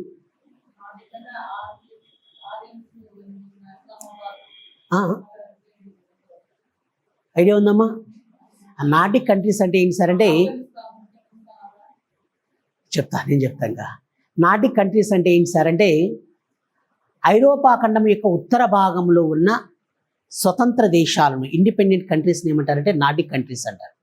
ఇప్పుడు ఫర్ ఎగ్జాంపుల్ ఏంటంటే మనకు Sweden, Denmark, Finland, Norway, Netherlands వంటి దేశాలను ఏమంటారంటే నార్డిక్ కంట్రీస్ అంటారు సార్. ఈ నార్డిక్ కంట్రీస్లో మీకు ఎక్కడ ఏంటి అంటే పుష్కలంగా ఉన్నాయి. ఏ మినరల్స్ పుష్కలంగా ఉన్నాయి? క్రిటికల్ మినరల్స్ పుష్కలంగా ఉన్నాయి. అందువల్ల మనవాడు కూడా చిన్నగా సంచేసి నార్డిక్ కంట్రీస్ పోయాడు. మన వాళ్ళు తెలియకపోయి అందరూ ఏమంటారంటే, మన వాళ్ళు తెలియని వాళ్ళందరూ ఏమంటున్నారంటే ప్రైమ్ మినిస్టరు మనందరినీ వద్దంటాడు, విదేశాలకు పోకండి, భారతదేశ పరిస్థితి బాగలేదు, భారతదేశం వచ్చేసి లోటు బడ్జెట్ ఉంది, విదేశాలకు వెళ్ళకండి, విదేశ ప్రయాణాలు పెట్టుకోకండి, పర్యాటక ప్రదేశాలను సంధించుకుంటూ కొంచెం జాగ్రత్తగా ఉండండి అని అంటున్నారు. కానీ ఈయన మాత్రం నార్డిక్ కంట్రీస్ పోయా. నిన్న G7 కంట్రీస్ ఫ్రాన్స్లో జరిగితే అక్కడికి పోయా. మొన్నేమో ఈ యొక్క యునైటెడ్ అరబ్ ఎమిరేట్స్ బాయ్ దుబాయ్ బాయ్. ఈయనేమో పర్యటనలు బ్రహ్మాండంగా చేస్తున్నాడు, మనని వద్దంటాడు, ఆయన పోతాడంటే ఆయన వెళ్ళాలి. ఎందుకు వెళ్ళాలి సార్ అంటే భవిష్యత్తును దృష్టిలో పెట్టుకొని కంపల్సరీ ఆయన సందర్శించాల్సింది. ఎందుకంటే ఈ యొక్క నార్డిక్ కంట్రీస్ అయినా ఈ యొక్క నార్వే కానీ, స్వీడన్ కానీ, ఫిన్లాండ్ కానీ, డెన్మార్క్ కానీ, ఈ దేశాల్లో నెదర్లాండ్స్ వంటి దేశాల్లో ఈ యొక్క క్రిటికల్ మినరల్స్ అనేవి పుష్కలంగా ఉన్నాయి. ఇంకొకటి నాన్ కన్వెన్షనల్, జనరల్గా మనకు విండ్ మిల్ అంటాం కదా, మనం విండ్ మిల్ పవన విద్యుత్ శక్తి అంటారు. ఇప్పుడు పెట్రోల్తో కానీ డీజిల్తో కానీ ఇప్పుడు ఫర్ ఎగ్జాంపుల్ బొగ్గును కాలిస్తే థర్మల్ పవర్ వస్తుంది, బొగ్గును బర్న్ చేస్తే థర్మల్ పవర్ వస్తుంది. కానీ విండ్ మిల్ పవర్కి ఏం అవసరం లేదు, విండ్ మిల్ అవి ఉంటే చాలు, దానికి ఎటువంటి ఏ మినరల్ అవసరం లేదు. కాబట్టి ఆ టెక్నాలజీని కూడా మనం సంపాదించాలి. సోలార్ పవర్ అంటే గ్రీన్ హైడ్రోజన్ టెక్నాలజీని సంపాదించాలి, సెమీ కండక్టర్స్ టెక్నాలజీని సంపాదించాలి. ఈ యొక్క క్రిటికల్ మినరల్స్ని మనం వాళ్ళ దగ్గర నుంచి ఇంపోర్ట్ చేసుకుని ఒప్పందం కుదుర్చుకోవాలని భారత ప్రధానమంత్రి నరేంద్ర మోడీ రీసెంట్గా ఈ యొక్క నార్డిక్ కంట్రీస్ని సందర్శించడం జరిగింది. నార్డిక్ కంట్రీస్ ఏంటంటే ఐరోపా ఖండంలో ఉత్తర భాగంలో ఉన్న ఈ యొక్క స్వతంత్ర దేశాలు. ఈ యొక్క నార్డిక్ కంట్రీస్ సావర్ని కంట్రీస్, అవి సావర్నిటీ కలిగిన దేశాలు. ఏవి సార్ అంటే ఈ యొక్క ఫిన్లాండ్ కానీ, నార్వే కానీ, స్వీడన్ కానీ, తర్వాత వచ్చేసి డెన్మార్క్ కానీ, అదేవిధంగా నెదర్లాండ్స్ కానీ, వీటిని ఏమని పిలుస్తారంటే నార్డిక్ కంట్రీస్ అంటారు. భారత ప్రధానమంత్రి ఊరికే టైంపాస్ చేయడానికి పోలే, ఇక్కడ నుంచి అవి తీసుకురావడానికి పోతున్నాడు. కాబట్టి ఇలాంటివి జోడించి మీకు సబ్జెక్ట్ చెప్తే మీకు ఏదో విధంగా ఉపయోగపడుతుంది. నా జాగ్రఫీలోనే రావాల్సిన అవసరం లేదు, అది కరెంట్ అఫైర్స్లో వచ్చినా మంచిదే, ఇంటర్నేషనల్ ఇష్యూస్ ఉంటాయి కదా మీకు, అంతర్జాతీయ అంశాలు, దాంట్లో వచ్చినా కూడా మీకు మంచిదే. నీకు కావాల్సింది ఏంటి సార్, నీకు మార్కులు కావాలి. అది జాగ్రఫీలో అడిగినారా, కరెంట్ అఫైర్స్లో అడిగినారా, ఎకానమీలో అడిగినారా, అవన్నీ అవుట్ ఆఫ్ మ్యాటర్. నీకు ఏం కావాలి, మార్కులు కావాలి. ఆ ఇన్ఫర్మేషన్ ఏదో విధంగా మీకు గ్యాదర్ చేసుకోవాలి. సినాప్సిస్లో పక్కకు రాసుకుంటూ పోతే ఈజీగా అయిపోతుంది. ఓకేనా, అది అలా విషయాలు. తర్వాత ఇలా చాలా అంశాలు ఉన్నాయి. ఇక భూ అంతర్భాగ నిర్మాణానికి సంబంధించి కూడా మీకు నేను చాలా క్లియర్ కట్గా చెప్తాను. ఏంటి సార్ అవి అంటే, భూ అంతర్భాగ నిర్మాణం అన్నప్పుడు బేసికల్గా దానికి సంబంధించిన ఒక ఇమేజ్ని మనం క్రియేట్ చేసుకొని, ఏంటి సార్ అక్కడంటే భూ అంతర్భాగ నిర్మాణానికి సంబంధించిన వేసినప్పుడు ఒకటి క్రస్ట్ అని, మ్యాంటల్ అని, కోర్ అని, భూపటలము, భూప్రావరము, భూకేంద్ర మండలం అంటాం. ఈ యొక్క క్రస్ట్ అంటే ఏంటి, మ్యాంటల్ అంటే ఏంటి, కోర్ అంటే ఏంటి, ఔటర్ కోర్ మళ్ళీ 2 భాగాలుగా విభజించడం జరిగింది. ఒక జోన్కి అంటే ఇప్పుడు భూపటలానికి భూప్రావరానికి మధ్య కొన్ని బౌండరీస్ ఉన్నాయి. వాటిని ఏమంటారంటే ట్రాన్సిషన్ జోన్స్ అంటారండి. ట్రాన్సిషన్ జోన్స్ అంటారు. ట్రాన్సిషన్ జోన్స్ అంటారు. ఈ ట్రాన్సిషన్ జోన్స్ని ఇంకొక పేరుతో ఏమంటారంటే డిస్కంటిన్యూటీస్ అని కూడా పిలవడం జరుగుతుంది. డిస్కంటిన్యూటీ ఏమంటారండి, డిస్కంటిన్యూటీస్ అని కూడా అంటారు. అంటే హద్దులు, బౌండరీస్ అన్నమాట. Discontinuities, transition zones or discontinuities అంటారు. ఇవన్నీ కూడా మనం డిస్కషన్ చేయాలండి. భూపటలం ఎంత లోతు ఉంటుంది, ఏమేమి మినరల్స్ దొరుకుతాయి, భూ ప్రావరం ఎంత లోతు ఉంటుంది, ఏమేమి దొరుకుతాయి, భూ కేంద్ర మండలం ఏంటి. మనం ఈ క్వశ్చన్స్ అడిగారు, వాస్తవానికి చెప్పాలంటే అడిగారు కదా. వీటికి సంబంధించిన క్వశ్చన్లు పడ్డాయి మీకు 2024 యొక్క గ్రూప్ 2 స్క్రీనింగ్ టెస్ట్లో ఈ అంశం మీద మీకు క్వశ్చన్లు అడిగారు సార్ వాస్తవానికి. కాబట్టి ఇవే చెప్పేటప్పుడు ఇవన్నీ కూడా మనం డిస్కషన్ చేసేటప్పుడు ఇంకా ఏంటంటే కొన్ని ట్రాన్సిషన్ జోన్స్ హద్దులు ఉంటాయని చెప్పాను. అవి ఏంటి అంటే కాన్రాడ్ డిస్కంటిన్యూటీ అని, మెహరోవిక్ డిస్కంటిన్యూటీ అని, గూటెన్స్బర్గ్ డిస్కంటిన్యూటీ అని, లెహ్మన్ డిస్కంటిన్యూటీ అని, రాబిటీ డిస్కంటిన్యూటీ అని, ఇలా కొన్ని డిస్కంటిన్యూటీస్ అంటే హద్దులు ఉన్నాయి. ఈ హద్దులనే డిస్కంటిన్యూటీస్ అని, ట్రాన్సిషన్ జోన్స్ అంటారు. ఏ జోన్ మధ్య, ఈ జోన్స్ వేటి మధ్య అంటే క్రస్ట్ మ్యాంటల్ మీద ఏముంటుంది, మ్యాంటల్ కోర్ మధ్య ఏముంటుంది, అవుటర్ కోర్కి ఇన్నర్ కోర్ మధ్య ఏముంటుంది, ఇలాంటి విషయాలు మీకు తెలియాలి. ఇవి కొంతమంది ఎక్స్పర్ట్స్ అంటే జియాలజిస్టులు చాలా క్లియర్ కట్గా మెన్షన్ చేసిన జరిగింది. అవన్నీ మీకు చెప్తే రేపు మార్క్స్ రావడానికి అవకాశాలు ఉంటాయి. ఓకేనా మాస్టర్. కాబట్టి భూమి యొక్క అంతర్భాగ నిర్మాణం అలాంటి విషయాలే కాకుండా మరి టోటల్ ఎర్త్ వాల్యూమ్లో క్రస్ట్ పర్సంటేజ్ ఎంత ఉంది, మ్యాంటల్ పర్సంటేజ్ ఎంత, కోర్ పర్సంటేజ్ ఎంత, ఇలాంటి అంశాలు కూడా. అంటే మీకు ఎలా అడుగుతున్నాడంటే వాస్తవానికి చెప్పాలంటే అది మీరు చదివింటారు కానీ అక్కడ ఏం చేస్తాడంటే మిమ్మల్ని కన్ఫ్యూజ్ చేసేది విషయం ఏంటంటే మ్యాచ్ ద ఫెయిర్, జతపరచడం కానీ తర్వాత స్టేట్మెంట్ రూపంలో ఇవ్వడం కానీ ఇస్తాడు. ఇచ్చినప్పుడు ఆటోమేటిక్గా మనం ఏమవుతామంటే కన్ఫ్యూజ్ అవుతాం. సరే వాస్తవానికి మీరు చదివింటారు, మీకు తెలిసిన అంశమే అది. ఎప్పుడైతే స్టేట్మెంట్ రూపంలో, ప్రవచనాల రూపంలోనూ మ్యాచ్ ద ఫెయిర్, సరికాని ప్రవచనం ఏది, సరైన ప్రవచనం ఏది, మ్యాచ్ ద ఫెయిర్, జతపరచండి అని ఆడ చూస్తానే మనకు అనుకోకుండా ఒక రకమైన ఫోబియా బయటకు వచ్చేస్తుంది, భయం. ఇప్పుడు ఏంది ఇంత కఠినంగా ఉండే ఈ అంశం అని. ఎప్పుడైతే నీకు ఫోబియా అట టచ్ అయిందో అది అంటువ్యాధి, అది ఇమ్మీడియట్గా మనకు తెలిసింది కూడా ఎత్తేస్తాం. ఎన్ని 7 చదివినా మనం ఎన్ని చదవలే, ఇది మనకు రాలే అని ఇమ్మీడియట్గా ఎత్తేస్తాం. అలాంటప్పుడు నువ్వేంటంటే కొంచెం వివేకంతో తెలివితో ఏం చేయాలంటే కొంచెం రిలాక్స్ చేసుకోవాలి, గాలి గట్టిగా పిలుచుకొని చిన్నగా నెమ్మదిగా వదులుతూ చూడాలి ఏం జరిగింది, ఏం పరిస్థితి అని. నీకు ఒక్కటి తెలిస్తే ఆటోమేటిక్గా మిగతా వాటిని రిమూవ్ చేయగలుగుతావు, ఆన్సర్ వచ్చేస్తుంది. నీకు కావాల్సింది ఏంది, మనం దాన్ని ఎక్స్ప్లెనేషన్ చేసి దాన్ని వివరంగా చెప్పాల్సిన అవసరం లేదు కాదు. మనకు ఆన్సర్ కరెక్ట్ అయితే చాలు, మనం ప్రొఫెసర్ కావాల్సిన అవసరం లేదు, మనకు మార్కు కావాలి. కొంచెం ఏం చేయాలంటే గాలి పీల్చుకొని కొంచెం వదులుతూ కొంచెం నెమ్మదిగా ఆలోచిస్తే ఆటోమేటిక్గా ఆన్సర్ వస్తుంది సార్. మనకు తెలిసినదే ఉంటుంది అది. కానీ మనం ఎప్పుడైతే కంగారు అటాక్ అవుతుంది మనం, అంటువ్యాధి అది. ఆడ చూస్తేనే భూ అంతర్భాగ నిర్మాణంగా డిస్కంటిన్యూటీ అంటే విభాగాలుగా అలా పెద్ద పెద్ద టర్మ్స్, గట్టి టర్మ్స్ ఇచ్చాడు అనుకో తెలుగులో, ఇంకా అప్పుడు మనకు ఫీజులు ఎగిరిపోతాయి. ఉన్న విషయం చెప్తున్నా, ఫీజులు ఎగిరిపోతాయి. మళ్ళీ ఆ ఫీజులు వేయాలంటే మళ్ళీ వేరు కోసం మనం వెతుక్కోవాలి. అక్కడనే మనం చేస్తున్న పొరపాటు సార్, వాస్తవానికి అక్కడే మనం పొరపాటు చేస్తున్నాం. కొంచెం రిలాక్స్ అవుతూ ఒకటి తెలిసిందా మిగతాటి నువ్వు చేయొచ్చు. ఓకేనా సార్. ఇలాంటి విషయాలు. ఇవే కాకుండా ఈ ప్రధాన భూస్వరూపాలు ఉన్నాయి చూసారండి. ప్రధాన భూస్వరూపాలు అంటే ఏంటంటే, ప్రధాన భూస్వరూపాలంటే మేజర్ ల్యాండ్ ఫామ్స్ అంటారు మన తెలుగులో. అంటే అప్పుడు మనం ఏం చెప్పాలంటే పర్వతాలు చెప్పాలి, పీఠభూములు చెప్పాలి, మైదానాలు చెప్పాలి. పర్వతాలు, పీఠభూములు, మైదానాలు ఈ అంశాలన్నీ కూడా మనం డిస్కషన్ చేయాల్సి ఉంటుంది. ప్రధాన భూస్వరూపాలు అంటే ఏంటి సార్ అంటే మేజర్ ల్యాండ్ ఫామ్స్, పర్వతాలు, పీఠభూములు, మైదానాలు. ఇక్కడ చూడండి, పర్వతాలకు సంబంధించిన ఇన్ఫర్మేషన్ చెప్పేటప్పుడు పర్వతాలు మౌంటైన్స్ అంటున్నాం. ఈ పర్వతాలకు సంబంధించిన ఇన్ఫర్మేషన్ చెప్పేటప్పుడు చూడండి సార్, మనం అడిగిన క్వశ్చన్లు చూస్తే సింపుల్గానే అడిగినారు కానీ కంగారు పడేరు. వాస్తవానికి ఉన్న విషయం చెప్తున్నా, పర్వతాలు అన్నాం. అసలు పర్వతం అంటే ఏందో ఒక చిన్న మాట మనం తెలుసుకుంటే, సముద్ర మట్టానికి ఎంత ఎత్తు ఉంటే దాన్ని పర్వతం అంటారు అనేది మనకు తెలియాలి. ఈ పర్వతాలకు సంబంధించి మీకు అడిగిన క్వశ్చన్ విధానం ఏంటి సార్ అంటే, పర్వతాలు రకాలు అన్నాం అనుకోండి. రకాలు అంటే మీరు ఏం చెప్తారు సార్? బేసికల్గా చెప్పాలంటే ముడత పర్వతాలు అని చెప్తాం మనం. ముడత ఆ పర్వతాలు అని చెప్తాం. ఫోల్డ్ మౌంటైన్స్ అంటారు మీకు. రెండవది వచ్చేసి ఏంటంటే ఖండ పర్వతాలు, ఓ బ్లాక్ మౌంటైన్స్ అంటాం. ఖండ పర్వతాలు అంటే బ్లాక్ మౌంటైన్స్ అని. తర్వాత మూడవది వచ్చేసి అగ్ని పర్వతాలు, వాల్కనిక్ మౌంటైన్స్ అంటారు. అగ్ని ఆ పర్వతాలు అంటే వాల్కనిక్ మౌంటైన్స్. ఇవి మనం ప్రధానంగా చెప్పాల్సినవి అండి. ఇవి ముఖ్యంగా బేసికల్గా చెప్పాలంటే మీకు క్వశ్చన్ ఎలా అడిగాడంటే,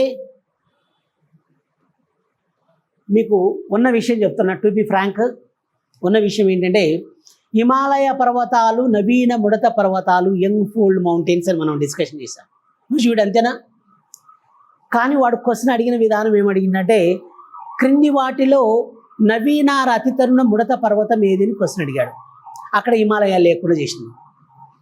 కొంపకొల్లేరు చేసింది సార్. మనం ఏం చదువుకున్నాం బేసికల్గా, హిమాలయ ముడత పర్వతాలు అంటే ఫోల్డ్ ఆకారంలో ఏర్పడతాయి ముడత పర్వతాలు. ఈ ముడత పర్వతాలు ప్రపంచవ్యాప్తంగా ఉన్నాయి. ఉత్తర అమెరికా ఖండంలో రాకీ పర్వతాలు ఉన్నాయి, దక్షిణ అమెరికా ఖండంలో యాండీస్ పర్వతాలు ఉన్నాయి, తర్వాత వచ్చేసి యూరప్లో వచ్చేసి ఆల్ప్స్ పర్వతాలు ఉన్నాయి, యూరల్ పర్వతాలు ఉన్నాయి. అదేవిధంగా ఆస్ట్రేలియా ఖండంలో గ్రేట్ డివైడింగ్ రేంజెస్ ఉన్నాయి. ఆసియా ఖండంలో వచ్చేసి హిమాలయ పర్వతాలు. ఇవన్నీ కూడా ముడత పర్వతాలే. కానీ అన్నింటికంటే చివరగా హిమాలయాలు కూడా ఏర్పడ్డాయి. కాబట్టి హిమాలయాలు నవీన ముడత పర్వతాలు ఆరు అతి తరుణ ముడత పర్వతాలు అంటారు అని మనం ఆల్రెడీ చదువుకున్నాం వాస్తవానికి. కానీ మనం హిమాలయాలే కాకుండా యూరోపియన్ కాంటినెంట్లో ఆల్ప్స్ పర్వతాలు కూడా అతి తరుణ ముడత పర్వతాలు ఆరు నవీన ముడత పర్వతాలు. వాడు క్వశ్చన్ అడిగే విధానం ఎలా ఉందంటే, క్రింది వాటిలో నవీన అతి తరుణ ముడత పర్వతం ఏది అన్నాడు. కింద ఒకటి రాకీ పర్వతాలు, రెండవది యాండీస్ పర్వతాలు, మూడవది యూరల్ పర్వతాలు, నాలుగవది ఆల్ప్స్ పర్వతాలు అన్నాడు. అప్పుడు మనకేం టెన్షన్, మామూలుగా టెన్షన్ వస్తుందా రాదా? ఎవరికే టెన్షన్ వస్తుంది? ఈ ఉద్యోగం నాయనంగా ఏదైనా పొలం పని చేసుకుందాం, టెన్షన్ అలా మొదలవుతుంది. మనం ఏం చదువుకున్నాం? అరే హిమాలయ పర్వతాలు నవీన ముడత పర్వతాలు అతి తరుణ ముడత పర్వతాలు చెప్పుకున్నాం. ముడత పర్వతాలు చెప్పేటప్పుడు ఖండాలన్నీ వైపు రాసుకున్నాం. కానీ ఇక్కడ హిమాలయాలు లేదే నవీన ముడత పర్వతం అంటే మరి ఏం పెట్టాలా ఆన్సరు అనేది ఇమ్మీడియట్గా మనకు ఇక్కడ పడుతుంది, నజర్లో పడుతుంది ఏం పెట్టాలా ఆన్సర్ అని.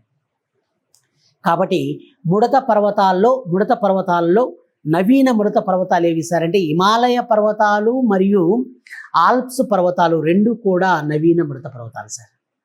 ఆల్ప్స్ పర్వతాలు ఈ క్వశ్చన్ అడిగాడు. కాబట్టి ముడత పర్వతాల్లో నవీన ముడత పర్వతాల్లో మరి ప్రధానంగా నవీన ఆరు అతి తరుణ నవీన ముడత పర్వతాలు ఆరు అతి తరుణ ముడత పర్వతాలుగా వేటిని పరిగణిస్తారంటే ఆల్ప్స్ పర్వతాలు కూడా నవీన ముడత పర్వతాలు ఆర్ ముడత పర్వతాలు, నవీన ముడత పర్వతాలు. హిమాలయాలు కూడా అలాంటివి సార్. రెండు ఇస్తే సార్ అంటారు మీరు. రెండు ఇస్తే హిమాలయాలకు ఫస్ట్ ప్రియారిటీ ఇవ్వండి. ఎందుకంటే హిమాలయాల ప్రపంచంలో నెంబర్ 1 అంతే. ఇంకా ఏరియా విషయంలో కావచ్చు, సైజులో పరిమాణంలో కావచ్చు, లెంత్లో కావచ్చు, అన్ని విషయాల్లో కూడా టాప్లో ఉంది. కాబట్టి first priority goes to Himalayan mountains. రెండు ఇస్తే, రెండు ఇవ్వకపోతే ఆల్ప్స్ పర్వతాలకి ఇవ్వాలి. కాబట్టి ఈ క్వశ్చన్ మీకు అడగడం జరిగింది, అంతే కదా రాజా? ఎస్. ఖండ పర్వతాలు అన్నాడు. ఈ ఖండ పర్వతాలకు సంబంధించి మీకు ఎగ్జాంపుల్స్ ఎక్కడెక్కడ ఉన్నాయి ఖండ పర్వతాలు ఇవన్నీ కూడా మీకు నేను చెప్తాను. భారతదేశంలో ఎక్కడ ఉన్నాయి, ప్రపంచవ్యాప్తంగా ఎక్కడెక్కడ ఖండ పర్వతాలు ఉన్నాయి. ఇప్పుడు for example black forest mountains. ఆ ఫారెస్ట్ మౌంటైన్స్ అంటున్నాం. ఈ బ్లాక్ ఫారెస్ట్ మౌంటైన్స్ వచ్చేసి ఎక్కడ ఉంటాయంటే జర్మనీ దేశంలో ఉంటాయి బ్లాక్ ఫారెస్ట్ మౌంటైన్స్. ఈ పర్వతాలు ఎలా ఉంటాయి సార్ అంటే ఇప్పుడు చూడండి, ఇలా సమతలంగా ఉన్న భూమి యొక్క ప్రెజర్ వల్ల, అంటే ప్రెజర్ వల్ల ఏమవుతుందంటే మధ్య భాగంలో, ఇక్కడ చూడండి ఈ మధ్య భాగంలో మీకు ఏమవుతుందంటే ఈ మధ్య భాగంలో మీకు ఏమవుతుంది సార్ అంటే ప్రెజర్ వల్ల ఈ ప్రాంతం, మధ్య ప్రాంతం వచ్చేసి ఇలా నొక్కబడుతుంది. నొక్కబడి ఇరువైపు భాగాలు వచ్చేసి ఎలివేషన్ ఇలా పైకి వస్తుంది. ఇలా పైకి వచ్చిన భాగాన్ని ఏమంటారు సార్ అంటే ఖండ పర్వతం అని, బ్లాక్ మౌంటైన్స్ అంటారు. ఈ భాగాన్ని ఏమని పిలుస్తారంటే ఈ భాగాన్ని ఏమని పిలుస్తారంటే రిఫ్ట్ వ్యాలీ అని, విదీర్ణ దరి అని, పగులు లోయ అంటారు అన్న విషయాన్ని మనం చెప్పుకోవచ్చు. ఇలాంటివి వీడి క్వశ్చన్ అడుగుతాడు. పగులు లోయ అంటున్నాం. పగులు లోయ అంటే విదీర్ణ ధరి ఆర్ రిఫ్ట్ వ్యాలీ అంటారు. మరి ఇలాంటి క్వశ్చన్స్ అడిగినప్పుడు ఏ నదులు ఫ్లో అవుతాయి ఈ యొక్క పగులు లోయ గుండా ప్రపంచవ్యాప్తంగా? జర్మనీలో ఏం ఫ్లో అవుతున్నాయి, ఇండియాలో ఏం ఫ్లో అవుతున్నాయి, ఆఫ్రికాలో ఏం ఫ్లో అవుతున్నాయి, ఇవన్నీ కూడా మీకు నేను చెప్తాను. ఓకేనా? ఈ యొక్క అగ్నిపర్వతాలు ఉన్నాయి. ఈ యొక్క అగ్నిపర్వతాలకు సంబంధించిన విషయాలు కూడా ఈ మధ్య రీసెంట్గా ఏమన్నా ఎక్స్ప్లోజ్ అయ్యాయా, ఎరప్ట్ అయ్యాయా, అవి కూడా మనం చెప్పుకోవాలి. అగ్నిపర్వతాల్లో రకాలు మనం ఏం చెప్తామంటే అగ్నిపర్వతాలు క్రియాశీల అని, తర్వాత నిద్రాణ అని, విలుప్త అగ్నిపర్వతాలు, ఇవే చెప్పడమే కాకుండా అవి ఎలా ఉంటాయి సార్ అంటే అగ్నిపర్వతాల్లో ఈ 3 రకాలు వచ్చేసి ఎలాంటివి అంటే basis on periodical. Basis on periodical అంటే టైం వేరియేషన్ బట్టి పెళ్తూ ఉంటాయి ఇవి. బేసిస్ ఆన్ పీరియాడికల్, కాలాన్ని బట్టి పేలేటివి. మరి కొన్ని ఎలా ఉంటాయి సార్ అంటే బేసిస్ ఆన్ ఎక్స్ప్లోజివ్, అంటే విస్ఫోటనాన్ని బట్టి, విస్ఫోటనం యొక్క తీవ్రతను బట్టి కూడా అగ్నిపర్వతాలు ఉన్నాయి.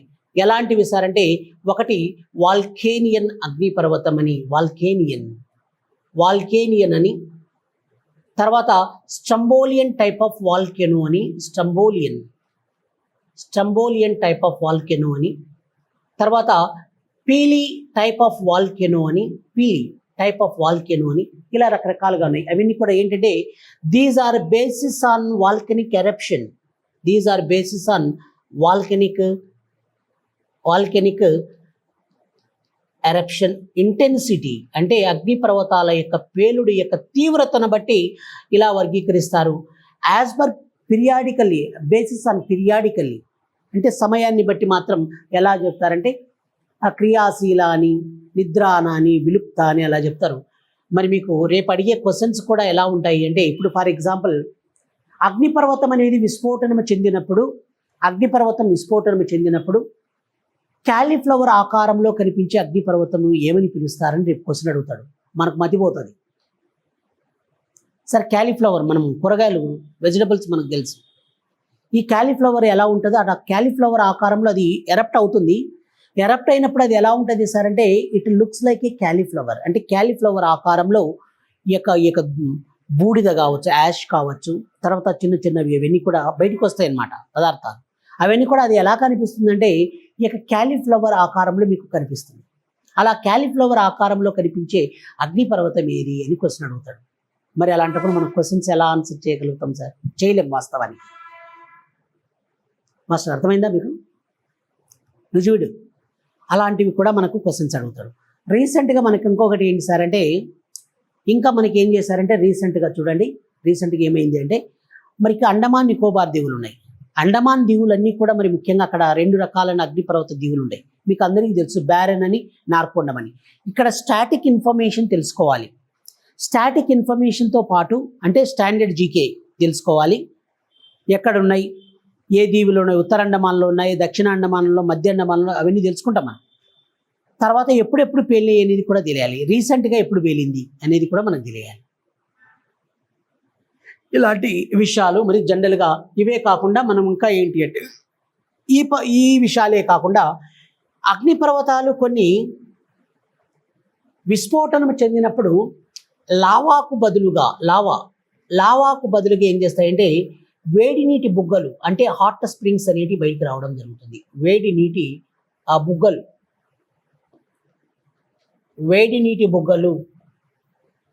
వేడి నీటి బుగ్గలు అంటే ఏంటి సార్? హాట్ స్ప్రింగ్స్ అంటే వేడి నీటి బుగ్గలు బయటకు వస్తాయి. అలా వేడి నీటి బుగ్గలు వచ్చే ప్లేస్లో ఏం చేస్తారంటే టర్బైన్స్ యూజ్ చేసి విద్యుత్ శక్తి కూడా తయారు చేస్తారు. ఇది మానవాళికి ఎటువంటి హాని జరగదు, అంటే హామ్ చేయదు, దానివల్ల పొల్యూట్ అవ్వదు ఎన్వైరన్మెంట్ అనేది.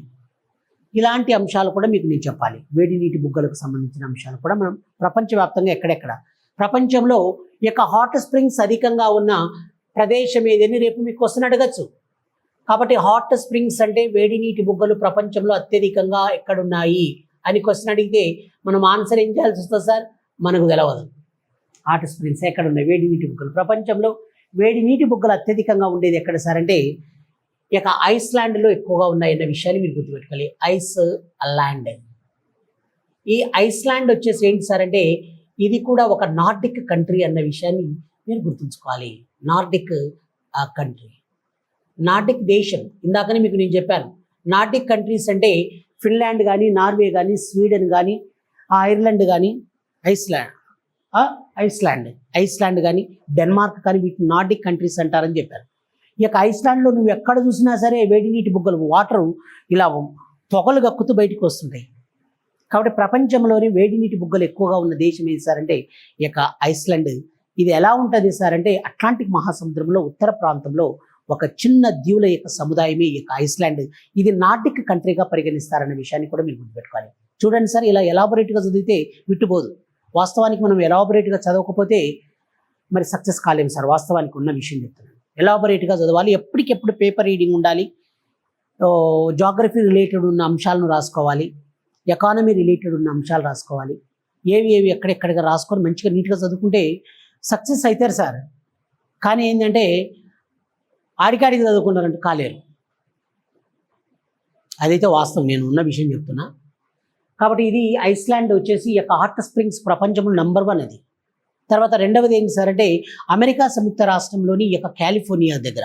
మన దగ్గర కూడా మీకు ఏంటంటే మన భారతదేశంలో కూడా ఈ మన నూజివీడు అంటే మనకి జనరల్గా ద్రాక్ష ఏమంటారు దాన్ని, మీ దగ్గర వెస్ట్ గోదావరి ఏలూరు జిల్లాలో ఉంటుంది. ఇక్కడ పోలవరం దగ్గర వెంకటేశ్వర స్వామి టెంపుల్ ఉంటుంది బాగా, ద్వారకా తిరుమల ఏంటంటే అక్కడ వాటర్ వస్తాయి కానీ హాట్ వాటర్ రావు, మామూలు వాటర్ బయటకు వస్తాయి. అది ఎలా అంటే ఈ యొక్క సున్నపురాయి నిల్వలు ఆ ప్రాంతంలో బాగా ఉన్నాయి. వాటర్ వచ్చేసి ఈ యొక్క సున్నపురాయి నుంచి ఇలా ఎప్పుడూ వస్తూనే ఉంటాయి కంటిన్యూస్గా. మీరు ద్వారకా తిరుమలలో చూస్తే అవన్నీ కూడా ఏంటి సార్ అంటే అగ్నిపర్వతాలు కొన్ని పేలినప్పుడు ఈ యొక్క లావాకు బదులుగా ఈ యొక్క లావా వస్తుంది. ఒక్కోసారి చిన్న చిన్న బూడిద వస్తుంది, చిన్న చిన్న రాతి ముక్కలు వస్తాయి, నొరగ వస్తుంది, రకరకాలు అన్నమాట. దాని అవతారాలు దశావతారాలు రకరకాల. ఒక్కోసారి అగ్నిపర్వతం పేలింది అనుకోండి, ఓన్లీ స్టోన్స్ వస్తాయి, పెద్ద పెద్ద ముద్దలుగా వస్తుంది. కొన్ని నుంచి చిన్న చిన్న రాతి ముక్కలు వస్తాయి. చిన్న రాతి ముక్కల్ని ఏమంటారు సార్ అంటే చిన్న రాతి ముక్కల్ని ఏమని పిలుస్తారు అంటే ఈ యొక్క ల్యాపిలి అంటారు సార్. ల్యాపిలి లావా లాగా చిక్కటి లావా నురగ వచ్చింది అనుకోండి, దాన్ని ఏమంటారంటే స్కోరియా అంటారు. నురగ లావా అనేది బయటకు వచ్చిన తర్వాత అది చల్లబడి ఏమైతే సార్ అంటే ఒక్కొక్కసారి దాని యొక్క డెన్సిటీ మందం ఎక్కువ ఉందనుకోండి, ఏమైతే సార్ అంటే కొన్ని వాల్కనిక్ ల్యాండ్ ఫామ్స్ అంటే అగ్నిపర్వత భూస్వరూపాలు అనేటివి ఏర్పడతాయి. ఆ అగ్నిపర్వత భూస్వరూపాలు ఏంటి సార్ అంటే ఒకటి ఏంటి సార్ అంటే డోమ్ షేప్లో ఉన్న ఆకారం. ఈ డోమ్ షేప్లో ఉన్న ఆకారం ఇది వచ్చేసి ఏంటి సార్ అంటే వాల్కెనిక్ అంటే అగ్నిపర్వత భూస్వరూపంగా మనం చెప్పచ్చు. డోమ్ షేప్డ్ హిల్ అన్నమాట. ఈ డోమ్ షేప్డ్ ఇలాంటిది మీకు ఎక్కడే కనిపిస్తుంది అంటే దక్కన్ పీఠభూమిలో యాదగిరి గుట్ట పోయేటప్పుడు మీకు భువనగిరి అని ఒక ప్లేస్ ఐడియా ఉందా? భువనగిరి. ఆ భువనగిరి మీరు బస్ స్టాండ్లోంచి చూస్తే గుండ్రంగా ఇక్కడ డోమ్ షేప్లో పెద్ద గుట్ట కనపడుతుంది, సింగిల్ స్టోన్ కనపడుతుంది. అది అలా ఏర్పడింది అంటే వాల్కెనిక్ ఎరప్షన్ జరిగింది, లావా అనేది బయటికి వచ్చి అది ఒక్క దగ్గర యొక్క డిపోజిషన్ అయినప్పుడు ఈ యొక్క డోమ్డ్ షేప్లో ఏర్పడిన భూస్వరూపం ఇది అగ్నిపర్వత భూస్వరూపం అన్న విషయాన్ని మీరు గుర్తుంచుకోవాలి. సరే, ఇంకొకటి ఏంటి సార్ అంటే డైక్స్ అంటారు. డైక్స్ అంటారు. డైక్స్ అంటే వాల్స్ అన్నమాట, గోడల్లాగా ఏర్పడతాయి. డైక్స్ అంటే ఏంటి సార్? గోడల్లాగా ఏర్పడతాయి. లావా అనేది అలా ఆగిపోయి గోడల్లాగా ఇక వాల్ లాగా ఏర్పడితే వాటిని డైక్స్ అంటారు. ఇవన్నీ కూడా వాల్కెనిక్ ఎరప్షన్ వల్ల ఏర్పడిన భూస్వరూపాలు ఇవి. నిక్షేపిత భూస్వరూపాలు అంటారు. వాల్కెనిక్ ల్యాండ్ ఫామ్స్గా మనం చెప్పుకుంటాం. ఇవన్నీ కూడా చెప్పాలి సార్, వాస్తవానికి ఇవన్నీ చెప్పాలి. ఇవన్నీ చెప్తేనే 1 మార్కు కూడా విలువైనది, 1 మార్కు కూడా విలువైనది. మరి కాబట్టి ఇవన్నీ కూడా మనం జనరల్గా తెలుసుకోవాలి. ఇలా పర్వతాలు ఉన్నాయి. అదేవిధంగా మీకు పీఠభూముల గురించి కూడా అంతే సార్. పర్వతాలు ఎలానో పీఠభూములు కూడా అంతే. తర్వాత మైదానాలు అంటున్నాం. పీఠభూములు అంతే, మైదానాలు కూడా అలానే అడుగుతాడు. ఇప్పుడు మీకు ఏమంటాడు సార్ అంటే, ఎప్పుడైనా సరే కరెంట్ ఇన్ఫర్మేషన్ బేస్ చేసుకొని సార్, ఎప్పుడైనా సరే సబ్జెక్ట్ మీద మమకారం అనేది ఉండాలి. నువ్వు ఎంత చదివినావు అనేది కాదు సార్, ఎంత చదివినావు అనేది కాదు సార్. మేము పగడ్బందీగా చదివినాం కానీ మేము సక్సెస్ కాలేకున్నామంటే, ఎందుకు సక్సెస్ కాలేరంటే దాని మీద మమకారం లేకపోవడం వల్ల కూడా ఒక విధంగా చెప్పాలంటే. ఇప్పుడు మైదానాలు అన్నప్పుడు ఒకటి వచ్చేసి కొన్ని ఎలా ఏర్పడతాయి సార్ అంటే భూస్వరూపాలు అంటారు, వికోశీకరణ భూస్వరూపాలు అంటారు. ఇక్కడ చూడండి, అసలు మీకు ఈ పేర్లు వింటేనే భయం. వికోశీకరణ భూస్వరూపాలు అంటున్నాను. వికోశీకరణ భూస్వరూపాలంటే డినండేషన్ ల్యాండ్ ఫామ్స్ అంటారు. వికోశీకరణ ఆ భూస్వరూపాలు అంటున్నాం. ఈ వికోశీకరణ భూస్వరూపాలు డినండేషన్ ల్యాండ్ ఫామ్స్ అంటే ఏంటి? ఎక్సోజెనెటిక్ ఫోర్సెస్ అండ్ ఇండోజెనెటిక్ ఫోర్సెస్ అని ఇలా ఉంటాయి సార్ కొన్ని. వాటి వల్ల ఏమవుతుంది సార్ అంటే వికోశీకరణ భూస్వరూపాలు అంటారు వాటిని. ఈ వికోశీకరణ భూస్వరూపాలు మరి ప్రధానంగా ఎలా అంటే సార్ అంటే కొన్ని అంతర్గత భూస్వరూపాలు, బహిర్గత భూస్వరూపాలు, ఎక్సోజెనెటిక్ అండ్ ఆల్సో ఇండోజెనెటిక్ అంటారు ఇంగ్లీష్లో. కాబట్టి ఈ వికోశీకరణ భూస్వరూపాలకు సంబంధించి డినండేషన్ ల్యాండ్ ఫామ్స్ అంటున్నాం. ఏమంటున్నాం ఇది? డినండేషన్ ల్యాండ్ ఫామ్స్. డినండేషన్ ల్యాండ్ ఫామ్స్ అంటున్నాం. ఇక డినండేషన్ ల్యాండ్ ఫామ్స్కు సంబంధించి వికోశీకరణ భూస్వరూపాలు అన్నప్పుడు మీకు క్వశ్చన్స్ ఇలా అడిగాడు సార్. ఏమని అడిగాడంటే నేను ఒకటే మాట చెప్తా, గ్రానైట్ అనేది ఏ రకమైనది అని క్వశ్చన్ అడిగాడు. అవునా? రుజువుడు గ్రానైట్ అనేది ఏ రకమైన శిల అన్నాడు. గ్రానైట్ శిల ఏంది? శిల లేదు, గెలలేదు, బోకుడే, తల బోకుడే. ఏం చేస్తాం సార్ మనిషి? కాబట్టి బేసికల్గా చెప్పాలంటే వికోశీకరణ భూస్వరూపాలు చెప్పేటప్పుడు గ్రానైట్ అనేది ఏ రకమైన శిలగా పరిగణించవచ్చు అని క్వశ్చన్ అడిగాడు. ఒకటి ప్రాథమిక శిల, అగ్నిశిల, అంతర్గమ శిల, ఇలా రకరకాలుగా క్వశ్చన్స్ అడిగారు. మరి ఏం చేస్తారు సార్ ఆన్సర్లు? పాపం వాస్తవానికి మీ తప్పు లేదు సార్, మీ తప్పు లేదు, మీరు హార్డ్ వర్క్ చేస్తున్నారు. కానీ చిర్రెత్తిపోయారు. అడిగేదానికి చదివిన దానికి సింక్ అయితే లేదు సార్. ఏ మాటకు మాట మాట్లాడాలా ఏదైనా, అవునా కదా? సింక్ అయితే లేదు. సింక్ కానప్పుడు ఆటోమేటిక్గా ఏమంటారంటే లెక్చరర్ కూడా గౌరవం ఉండదు సార్. ఉన్న విషయం చెప్తున్నా నేను. సింక్ కాలే.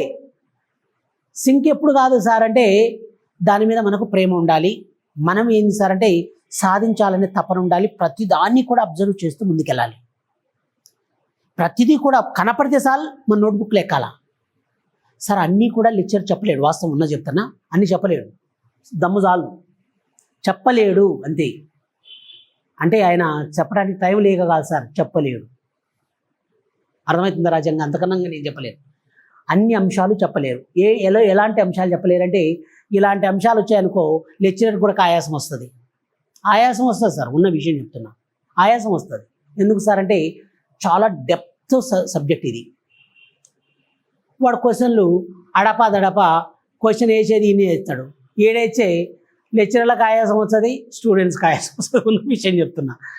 ఏమంటారు రుజువుడు? అవునా కదా? సింక్ కాలేదు సార్, నేను అబ్జర్వ్ చేశాను, సింక్ అయితే లేదు. ఆ సింక్ కావాలంటే ఏం చేయాలి ఏంటి విషయం అనేది మీకు జనరల్గా ఏంటంటే కొంచెం ఎప్పటికప్పుడు మీరు నోట్బుక్ రాసుకునేటప్పుడే ఏమైనా అడిషనల్ పాయింట్స్ ఉంటే పక్కకు సినాప్సిస్లో రాసుకోవాలి సార్. దయచేసి నేను రిక్వెస్ట్ చేస్తున్నాను అందరికీ కూడా. మనము ఒకటి పబ్లిక్ సర్వీస్ కమిషన్ కూడా ఒక తప్పు చేస్తుంది సార్. పబ్లిక్ సర్వీస్ కమిషన్ కూడా తప్పు చేస్తుంది, వాళ్ళు కూడా వెదవలే. ఉన్న విషయం చెప్తాను. ఏం సార్ అక్కడ ఏమవుతుంది సార్ అంటే పబ్లిక్ సర్వీస్ కమిషన్లో కూడా ఇప్పుడు నేను ఒకటే మాట చెప్తాను సార్. గడ్డి భూములు 2 రకాలు సార్. గడ్డి భూములు 2 రకాలు. గ్రాస్ ల్యాండ్స్ వచ్చేసి ఎన్ని రకాలు సార్? వాళ్ళు తప్పు చేస్తారు అంటే పబ్లిక్ సర్వీస్ కమిషన్ తప్పు చేయదు. అక్కడ మనం వాళ్ళని తప్పులు పడతలేము సార్, వాళ్ళని అంటలేము. ఎవరికో ఒకరికి ఇచ్చింటారు, ఒక సంస్థకో ఎవరికో ఒకరికి ఇచ్చింటారు. ఆ పేపర్ సెట్టింగ్ చేసేటప్పుడు ఏదో మొత్తానికి అయింది, అది ఎవరిని తప్పులు పట్టేదానికి కాదు, మన కర్మ సెడ్ అయితే ఇలాంటివి ఉంటాయి. మన టైం బాగాలేకపోతే ఇలాంటివి జరుగుతూ ఉంటాయి. మనం ఎవరిని తప్పులు పట్టడానికి లేదు. అటు ఏపీపీఎస్సీ అయినా టీజీపీఎస్సీ అయినా ఒక లెక్చరర్ కానీ ఎవరిని తప్పులు పట్టేదానికి కొన్ని అప్పుడప్పుడు ఇలాంటివి జరుగుతుంటాయి. ఎలాంటివి జరిగినాయి సార్ అంటే మనం చూడండి క్వశ్చన్. గడ్డి భూములు 2 రకాలు. ఏమ్మా ఎన్ని రకాల గడ్డి భూములు? ఏ డిస్ట్రిక్ట్ మా ఇది? ప్రకాశం. గడ్డి భూములు 2 రకాలు. ఒకటి ఏంటి సార్ అంటే ఉష్ణమండల గడ్డి భూములు, రెండవది సమశీతోష్ణ మండల గడ్డి భూములు అంటారు. ఉష్ణమండల గడ్డి భూములనే సవన్నాలు అని కూడా అంటారు సార్. వాడు క్వశ్చన్ ఏమని అడిగాడంటే, మతిపోయింది సార్. వాస్తవానికి జనాలకి మతిపోక ఏముంది సార్, మైండ్ ఖరాబ్ అవుతుంది. దానికి కూడా మార్క్ ఇచ్చాడు, అప్పనంగా మార్క్ ఇచ్చేశాడు. మరి చదివినవాడు ఏం సంకన ఆగిపోతాడు. సరే ఉన్న విషయం, సమశీతోష్ణ మండల గడిస్తే జనరల్గా ప్రైరీలు అనేవి ఎలాంటివి సార్? ప్రైరీ గడ్డి భూములు అనేవి సమశీతోష్ణ మండల గడ్డి భూములు అంటే ప్రైరీ గడ్డి భూములు అంటారు. ఇవి ఎక్కడ ఉంటాయి సార్? బేసికల్గా చెప్పాలంటే ఎక్కడైతే శీతల ప్రాంతం ఉంటుందో ఆ ప్రాంతంలో ఉంటాయి అవి. కింద ప్రైరీ గడ్డి భూములు ఏ దేశాల మధ్య విస్తరించి ఉన్నాయి అడిగినారా లేదా? నువ్వు ప్రైరీ గడ్డి భూములు ఏ దేశాల మధ్య విస్తరించి ఉన్నాయి అని క్వశ్చన్ అడిగాడు. కింద ఒకటి అమెరికా సంయుక్త రాష్ట్రాలు మరియు మెక్సికో దేశాల మధ్య, అమెరికా సంయుక్త రాష్ట్రాలు మరియు కెనడా దేశాల మధ్య. సరే అలా క్వశ్చన్ అడిగాడు. ఇంకా వేరే రకరకాలుగా అడిగాడు. అడిగినప్పుడు అక్కడ విషయాన్ని వాస్తవానికి కరెక్ట్ మార్క్ దేనికి ఇవ్వాలి? అమెరికా సంయుక్త రాష్ట్రాలకి కెనడా దేశాలకు మధ్య విస్తరించి ఉన్న గడ్డి భూములని ప్రైరీ గడ్డి భూములు అంటారు సార్. 2 cold area. కానీ అమెరికాకు మెక్సికోకు మధ్య ఎలా ఉంటుందంటే విపరీతమైన, మన క్లైమేట్ ఎలా ఉంటుందో అలానే ఉంటుంది. కాబట్టి ఇప్పుడు ఈయన ఏం పెట్టిన ఆన్సరు, అమెరికా సంయుక్త రాష్ట్రాలకి మెక్సికోకు మధ్య ఉన్న గడ్డి భూములను ప్రైరీ గడ్డి భూములు ఆయన పెట్టాడు ఆన్సరు. నూజివీడు ఏం పెట్టిందంటే అమెరికా సంయుక్త రాష్ట్రాలకి కెనడా దేశాల మధ్య విస్తరించిన భూములను, గడ్డి భూములను ప్రైరీ గడ్డి భూములను ఆయన పెట్టాడు. ఆయనది కరెక్టు, నీది రాంగ్. కానీ నీకు మార్క్ ఇచ్చాడు, నీకు మార్క్ ఇచ్చాడు. ఏం సార్ ఇది? ఏం సార్ అది పద్ధతి? అది అలా మార్క్స్ పోయినాయి. నేను ఉన్న విషయం చెప్తున్నా, అలా పోయినాయి. అలా పోయి చాలామంది డిసప్పాయింట్ అయ్యారు, ఫెడ్అప్ అయ్యారు. అరే ఏంది, ఎంత చదివినా ఇంతేనా బతుకుది అమ్మ జీవితం, గ్రూప్ 2 కలగానే మిగిలిపోతుందా అని ఒక ఆలోచన ఉంది. Face is the index of the mind అంటారు. అంటే ముఖం చూస్తేనే మీరు ఏ పరిస్థితిలో ఉన్నారో ఈజీగా అర్థం చేసుకోవచ్చు. కాబట్టి ఊకే అంత వచ్చేది లేదు పెట్టేది లేదు అని అనుకుంటారు మామూలుగా. వాస్తవానికి ఏంటి సార్ అంటే ఇలా వచ్చినప్పుడు మార్కులు ఇతనికి ఇచ్చాడు, ఆయనకి ఇచ్చాడు. ఇచ్చినప్పుడు ఏమైతే సార్, నువ్వు చదివి నువ్వు పొడిచింది ఏంది, నేను చదవకుండా నేను పొడిచింది ఏంది అని ఇద్దరు ఒకటి అవుతారు. ఆటోమేటిక్గా ఆయన ఏం చేస్తాడంటే ఇన్క్లైన్ టువర్డ్స్ హిమ్. నేను చదివి నేను చేసింది ఏముంది, ఆయనకి మార్క్ వచ్చా, నాకు మార్క్ వచ్చా, నేను కూడా ఇప్పటి నుంచి చదవనని చదవకుండా బుక్ మూసేస్తాడు ఆటోమేటిక్గా. సరే ఉన్న విషయం నేను అదే మాట్లాడుతున్నా. ఉన్న విషయం ఏంటంటే ఉండే టాపిక్ అది. అవునా కదా మాస్టర్? మీది ఎక్కడ? యూపీఎస్సీ వచ్చిందా? ఇది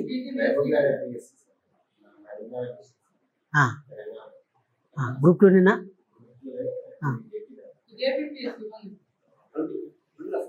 ఏపీఎస్సీ అయినా ఓకే, నో ప్రాబ్లం. ఏపీఎస్సీ అయినా అది టీజీపీఎస్సా ఏపీపీఎస్సా జాగ్రఫీ అందరికీ ఒకటే మాస్టర్ ఉంటుంది.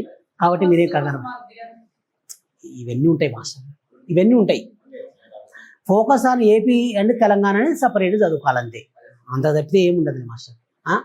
ఓకే, కంగారు ఏమి లేదు అక్కడ.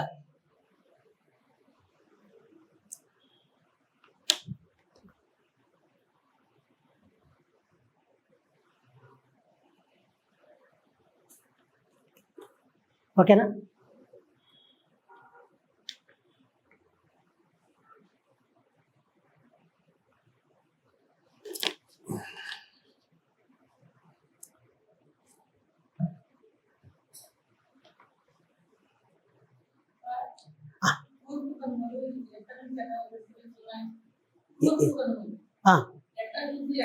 బేసికల్గా చెప్పాలంటే మనం ఏపీ జాగ్రఫీకి చెప్పేటప్పుడు మహేంద్రగిరి అనేది ఐడియా ఉంది కదా మనకు.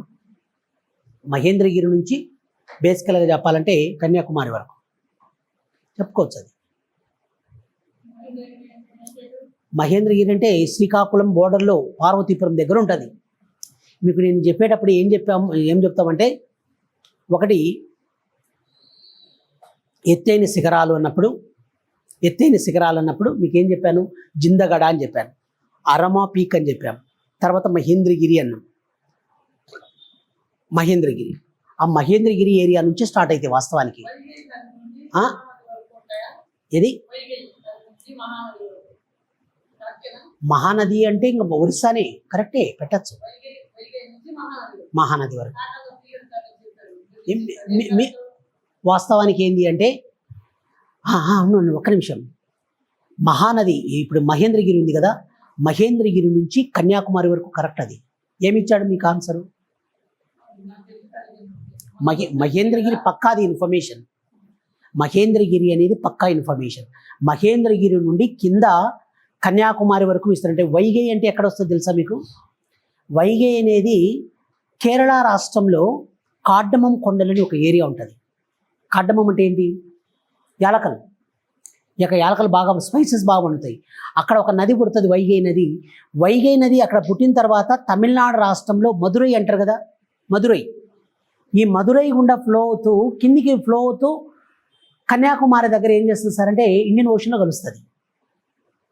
కాబట్టి వాస్తవానికి మిమ్మల్ని అది కన్ఫ్యూజ్ చేయడం, ఇలాంటివన్నీ కూడా అడ్డమైన మాటలన్నీ ఇచ్చారు.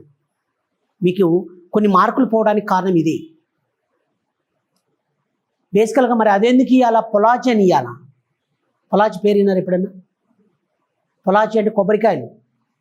మనం కొబ్బరికాయలు ఈరోజు పొద్దున్నే చేస్తే సాయంత్రానికల్లా కొబ్బరికాయలు వస్తాయి కదా, ఆ పొలాచి అని పెట్టాలి. మరి ఏంటంటే వాళ్ళు ఏం చేస్తున్నారంటే ఏది పడితే అది పెట్టేస్తున్నారు ఆన్సర్. ఇప్పుడు ఇందాక మీకు చెప్పినట్టు United states of America, Mexico, United states of America అంటే కెనడా, అది పక్కా 100% యునైటెడ్ స్టేట్స్ ఆఫ్ అమెరికా అంటే కెనడా. మరి మెక్సికోకి కూడా ఆన్సర్ ఇచ్చావు, మార్క్ ఇచ్చాను. ఇది కూడా అంతే. వాస్తవానికి బేసికల్గా చెప్పాలంటే ఎక్కడి నుంచి స్టార్ట్ అవుతుందంటే ఇక ఒరిస్సా రాష్ట్రంలోని మహేంద్రగిరి, పార్వతీపురం.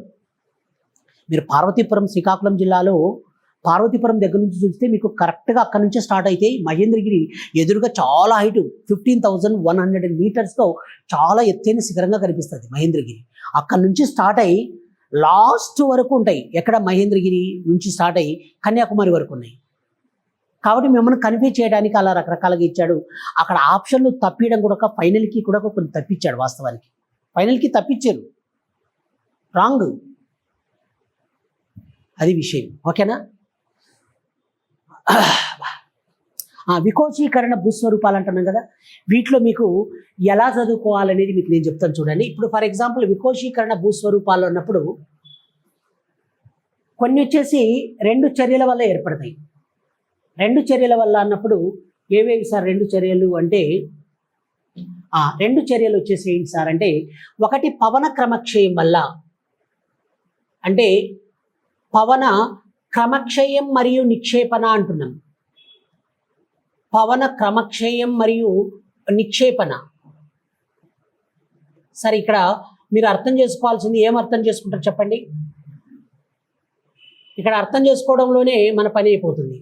ఇక్కడ మీకు నేను 2 మాటలు చెప్పాను చూడండి. ఏంటి క్రమక్షయం అంటే ఏంటి, నిక్షేపణ అంటే ఏంటి అని చెప్పాను. అక్కడ పవన క్రమక్షయం మరియు నిక్షేపణ. క్రమక్షయం అంటే ఏంటి సార్ అంటే, ఇప్పుడు ఫర్ ఎగ్జాంపుల్ ఇక్కడ మట్టి ఉంది, వర్షం పడ్డప్పుడు లేకపోతే గట్టి గాలి వీసినప్పుడు ఈ మట్టి అంతా పోయి కొట్టుకొని పోయి అంటే ట్రాన్స్పోర్టింగ్ దగ్గరికి పోతుంది. ఇక్కడ ఏమవుతుంది? క్రమక్షయం, కోత ఏర్పడుతుంది.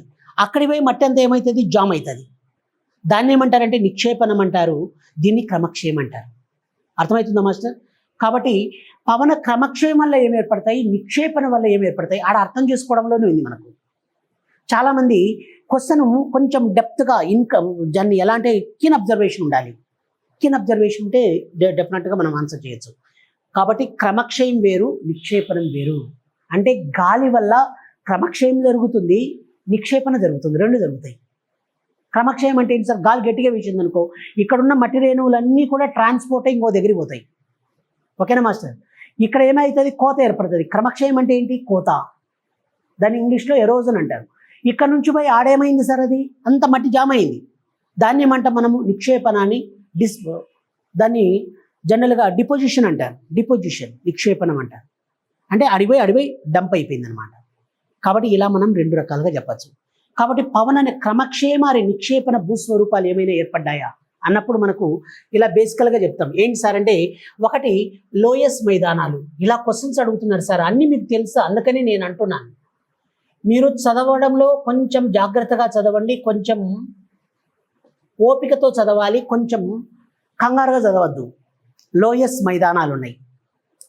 తర్వాత వచ్చేసి ఇంకా మనకి ఏంటంటే లోయస్ మైదానాలు ఒకటి, తర్వాత మష్రూమ్ రాక్ అంటున్నా. మష్రూమ్ రాక్ అంటే కుక్క గొడుగు ఆకారంలో ఏర్పడటం. తర్వాత ఇంకొకటి వచ్చేసి ఏంటి అంటే, ఇవే కాకుండా ఇన్సెల్బర్గ్ అంటున్నాను.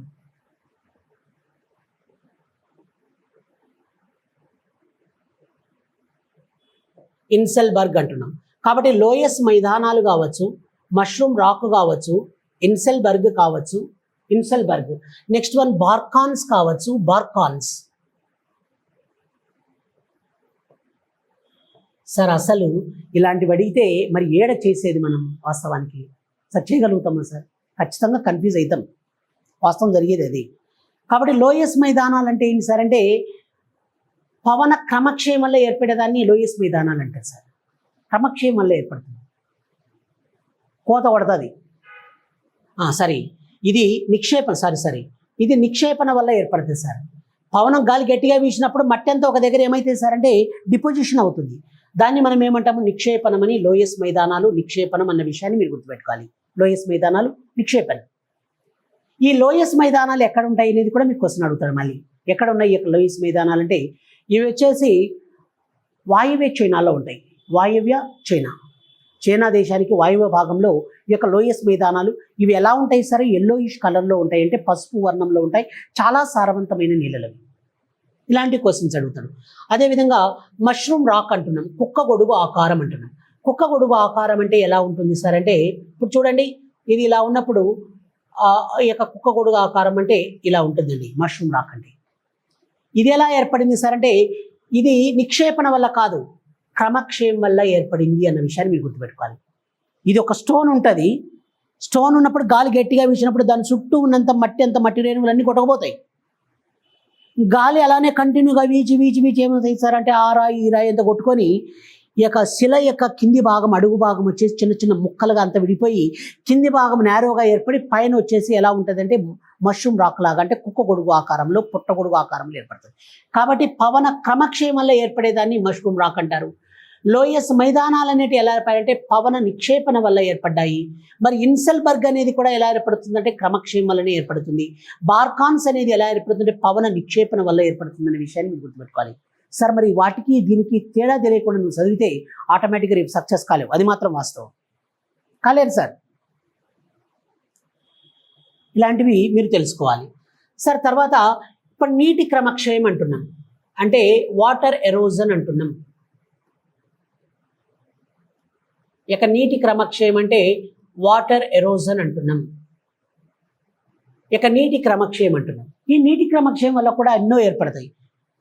ఇక్కడ మీరు ఎలాంటివి చదువుకోసారంటే, అందరు చదువుకునే మెథడ్లో కాకుండా నువ్వు డిఫరెంట్గా చదువుకోవాలి. ఏంటి, ఎలా చదువుకోవాలి సార్ మాకు చెప్పు సార్ జరా అంటారు. ఇప్పుడు చూడండి, ఇక్కడ ఎలా చదవాలి అంటే బేసికల్గా ఇక్కడ చూడండి సార్, నీటి క్రమక్షయం వల్ల ఏమి ఏర్పడ్డాయి అనేది.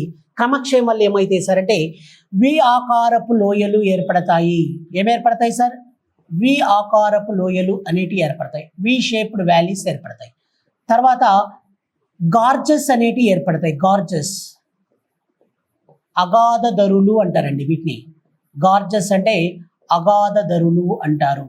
ఇవన్నీ కూడా ఏంటి సార్? క్రమక్షయం వల్ల ఏర్పడే అంశాలు, అగాధ దరులు. కాబట్టి వి ఆకారపు లోయలు, గార్జెస్, అగాధ దరులు ఏర్పడతాయి. ఇంకా మీకు ఏంటి సార్ అంటే, ఇవే కాకుండా ఈ యొక్క వాటర్ ఫాల్స్ అంటారు, జలపాతాలు అంటాం కదండి, వాటర్ ఫాల్స్. ఈ యొక్క వాటర్ ఫాల్స్ అంటే జలపాతాలు అంటున్నాం. వాటర్ ఫాల్స్, జలపాతాలు అనేవి. జలపాతాలతో పాటు ఒకటి వి ఆకారపు లోయలు ఏర్పడతాయి, గార్జెస్ ఏర్పడతాయి, అదేవిధంగా వాటర్ ఫాల్స్ ఏర్పడతాయి. ఇంకొకటి ఏంటి సార్ అంటే, క్రమక్షయంతో పాటు నిక్షేపణ అన్నాం కదండి, నిక్షేపణ భూస్వరూపాలు, నిక్షేపణ అంటున్నాం. ఇక నిక్షేపణ అంటున్నాం. ఆ నిక్షేపణ స్వరూపాలు ఏంటో మీకు నేను ఇక్కడ ఒకసారి చెప్తాను చూడండి. అవి ఏంటంటే డెల్టాలు అన్న విషయాన్ని మీరు గుర్తుపెట్టుకోవాలి. ఇంకా వచ్చేసి ఇంకా ఏంటి సార్ అంటే డెల్టాలతో పాటు డెల్టాలు ఒకటి, డెల్టాస్. ఆ డెల్టాలతో పాటు ఇంకేం ఏర్పడతాయి సార్? ఇవే కాకుండా నీటి నిక్షేపణ వల్ల ఇంకా ఏం ఏర్పడతాయి అంటే డెల్టాలు ఏర్పడతాయి. డెల్టాలతో పాటు ఆక్స్బౌ లేక్స్ అనేటివి ఏర్పడతాయి. ఆక్స్బౌ లేక్స్ ఏర్పడతాయి అన్న విషయాన్ని మీరు గుర్తుంచుకోవాలి. ఆక్స్బౌ లేక్ అంటే నది సముద్రంలో కలిసే ముందు ఇలా ఏమవుతుందంటే నది ఇలా పామాకారంలో పోతుంది అనమాట. వీటిని మినాండర్స్ అని ఆక్స్బౌ లేక్స్ అంటారన్న విషయాన్ని మీరు గుర్తుపెట్టుకోవాలి. ఆక్స్బౌ లేక్స్, ఆక్స్బౌ సరస్సులు అంటారు సార్. వాస్తవానికి ఇలాంటివి అడుగుతాడు. ఇలాంటివి అడిగినప్పుడు ఇలాంటివి జనరల్గా చెప్పరు. చెప్పకపోతే ఆడ క్వశ్చన్ వాడు అడిగేది అదే, ఆటోమేటిక్గా మార్క్ బాయ్. ఇప్పుడు ఇమ్మీడియట్గా నేను నూజివీడిని ఒక మాట అడుగుతా. ఏమని అడుగుతా అంటే ఇటీవల కాలంలో 100వ సైట్గా భారతదేశంలో గుర్తింపబడిన వన్యమృగ సంరక్షణ కేంద్రం మీదని క్వశ్చన్ అడుగుతా. ఎస్ కమ్మా చెప్పాలి. నువ్వు చెప్పకపోతే ఎట్లా? నలిగి ఉండవు, క్రష్ అయ్యి ఉండవు అశోక్నగర్లో. నువ్వు నాకు చెప్పాలి. నువ్వు ఏం కాదు తెలుసు. చదవలేదా? ఎస్ మా ప్రకాశం డిస్ట్రిక్ట్. మీరు చెప్పండి మా. సరే అది చదవకపోయినా మీరు మామూలుగా జనరల్గా ఏం చదువుకుంటారంటే రామ్సర్ సైట్స్ అనేది చదువుకుంటారు కదా. రామ్సర్ సైట్ అంటే 1971 ఫిబ్రవరి 2వ తారీఖున ఇక అంతర్జాతీయ స్థాయిలో చిత్తడి నీళ్ల సంరక్షణ కోసం ఒక సదస్సు జరిగింది. 1971 ఫిబ్రవరి 2న. మరి భారతదేశంలో అలాంటి చిత్తడి నీళ్ళు చాలా ఉన్నాయి, రామ్సర్ సైట్లో లిస్ట్ చేయబడ్డాయి. మరి రీసెంట్గానే జూన్ 5వ తారీఖున అంటే 2026వ సంవత్సరం జూన్ 5వ తేదీన భారతదేశంలో ఉత్తరప్రదేశ్ రాష్ట్రంలో బలియా జిల్లాలో ఈ యొక్క జయప్రకాష్ నారాయణ్ వన్యమృగ సంరక్షణ కేంద్రం 100వ రామ్సర్ సైట్గా గుర్తించబడిందన్న విషయాన్ని మీరు గుర్తుపెట్టుకోవాలి. ఈ 100వ రామ్సర్ సైట్గా గుర్తించబడిన ఇక జయప్రకాష్ నారాయణ్ వన్యమృగ సంరక్షణ కేంద్రం దేనికి మంచి ఉదాహరణ అంటే గంగా నది చేత ఏర్పడిన ఆక్స్బౌ లేకుకు మంచి ఉదాహరణ అన్న విషయాన్ని గుర్తుపెట్టుకోవాలి. అట్లా అడుగుతాడు క్వశ్చన్. అట్లా అడిగినప్పుడు సార్ వాస్తవానికి మీరే కాదు మేము కూడా పడతాం కింద, అందరికి మోకాలు దొక్కపోతాయి. ఉన్న విషయం చెప్పాలి ఏదైనా. అందుకని నేనేమంటానంటే నా వైపు నుంచి మీరు డెప్త్ చదవాలి అంట. సరే ఇక్కడ ఆక్స్బౌ సరస్సులు అంటే ఇవన్నీ కూడా మనం ఏమంటున్నాం జనరల్గా ఇక నీటి క్రమక్షయం వల్ల చెప్పేటప్పుడు ఇలా చెప్తున్నా. ఇమ్మీడియట్గా మీకు ఏం చెప్తున్నా అంటే దీనికి రిలేటెడ్గా ఉన్న అంశం నేను చెప్తున్నాను చూడ. అర్థమవుతుందా మీకు? అందువల్ల మీకు సినాప్సిస్లో పక్కకు రాసుకోవాలా అంటున్నా. ఆక్స్బౌ లేక్ అంటే ఏంటంటే నది వేగం అనేది తగ్గి నది ఏమవుతుంది సార్ అంటే ఇలా టింకరగా అంటే వంకరలుగా వెళ్తుంది. నది ఎప్పుడైనా వయసులో ఉంటే స్పీడ్గా పరిగెత్తాం సార్. ఇప్పుడు నువ్వు పరిగెత్తేదానికి నేను పరిగెత్తేదానికి తేడా లేదా? నువ్వు మామూలుగా పరిగెత్తావు, నేనేం చేస్తా చిన్నగా పరిగెత్తుతా, టింకరగా పరిగెత్తుతా. కాబట్టి నేను టింకరగా పరిగెత్తినప్పుడు ఏమైంది సార్ అంటే నా వల్ల సరస్సులు ఏర్పడ్డాయి. ఇలా సరస్సులు ఏర్పడ్డాయి సార్. ఈ నది పేరు ఏం పేరు సార్? గంగా నది.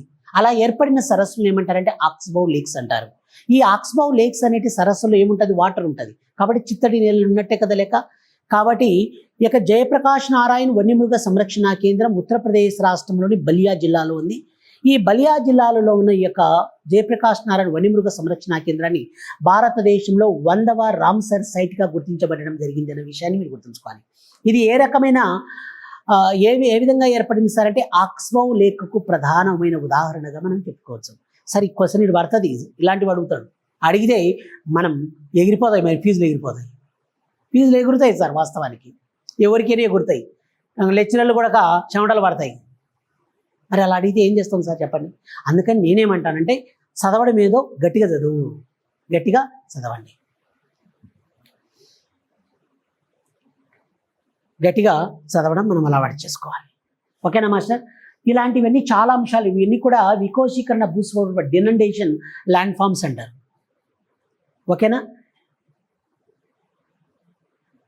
ఎస్. ఇప్పుడు సముద్రాలకు సంబంధించి కూడా మీకు నేను చెప్పాను. అక్కడ సముద్రాల్లో అంటే ఇంకా అక్కడ మీకు చాలా అంశాలు ఉన్నాయి కదా, అవన్నీ కూడా మీకు నేను చెప్పాలి. వర్షపాతం చెప్పాలి. Troposphere, stratosphere, mesosphere, ionosphere, thermosphere, ఏ లేయర్లో ఇక ఉల్కలు అనేవి బర్నప్ చేయబడతాయి. మన క్వశ్చన్ అడిగాడు కదా మాస్టర్. కాబట్టి ఇలాంటి క్వశ్చన్స్ అడుగుతున్నారు. కాబట్టి అవన్నీ కూడా మనం డిస్కషన్ చేయాలి. ఇంకొకటి ఏంటి సార్ అంటే ఈసారి ఇంకా వైవిధ్యంగా అడగచ్చు. ఎలాంటివి అడుగుతారు సార్ అంటే, ఇప్పుడు చూడండి సార్, అట్మాస్ఫియర్ గురించి నేను చెప్తా. మీకు వాస్తవానికి మీకు అందరికీ తెలుసు అట్మాస్ఫియర్ గురించి మీకు అందరికీ తెలుసు. ఎందుకంటే మీరు కూడా క్రష్ అయ్యి వచ్చారు. అంటే చాలా బుక్కులు చదివారు, చాలా స్ట్రగుల్ చేశారు, ఎగ్జామ్స్ రాశారు.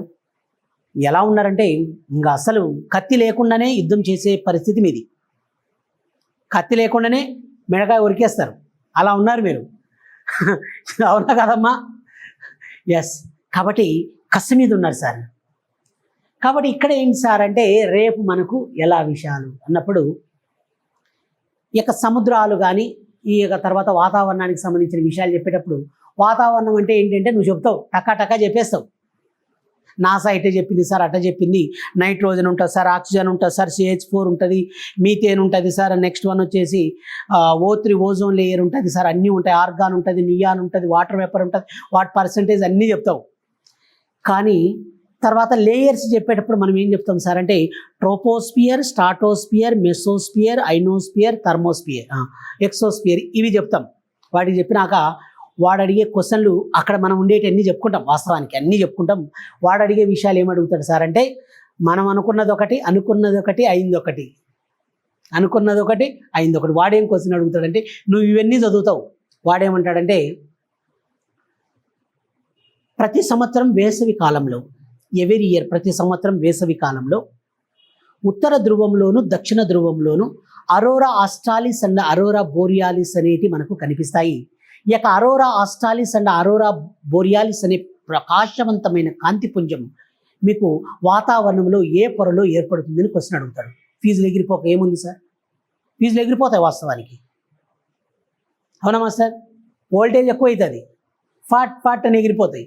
కాబట్టి ఏమంటాడంటే Arora australis and Arora borealis అంటే ఏంటంటే కాంతివంత పంచమైన పుంజం సార్. అది చాలా ప్రకాశవంతంగా డిఫరెంట్ కలర్స్తో మనకి ఇంద్రధనస్సు రెయిన్బో ఎలా ఉంటుందో అలా డిఫరెంట్ కలర్స్తో ప్రకాశవంతమైన వెలుగు వస్తుంది సమ్మర్లో.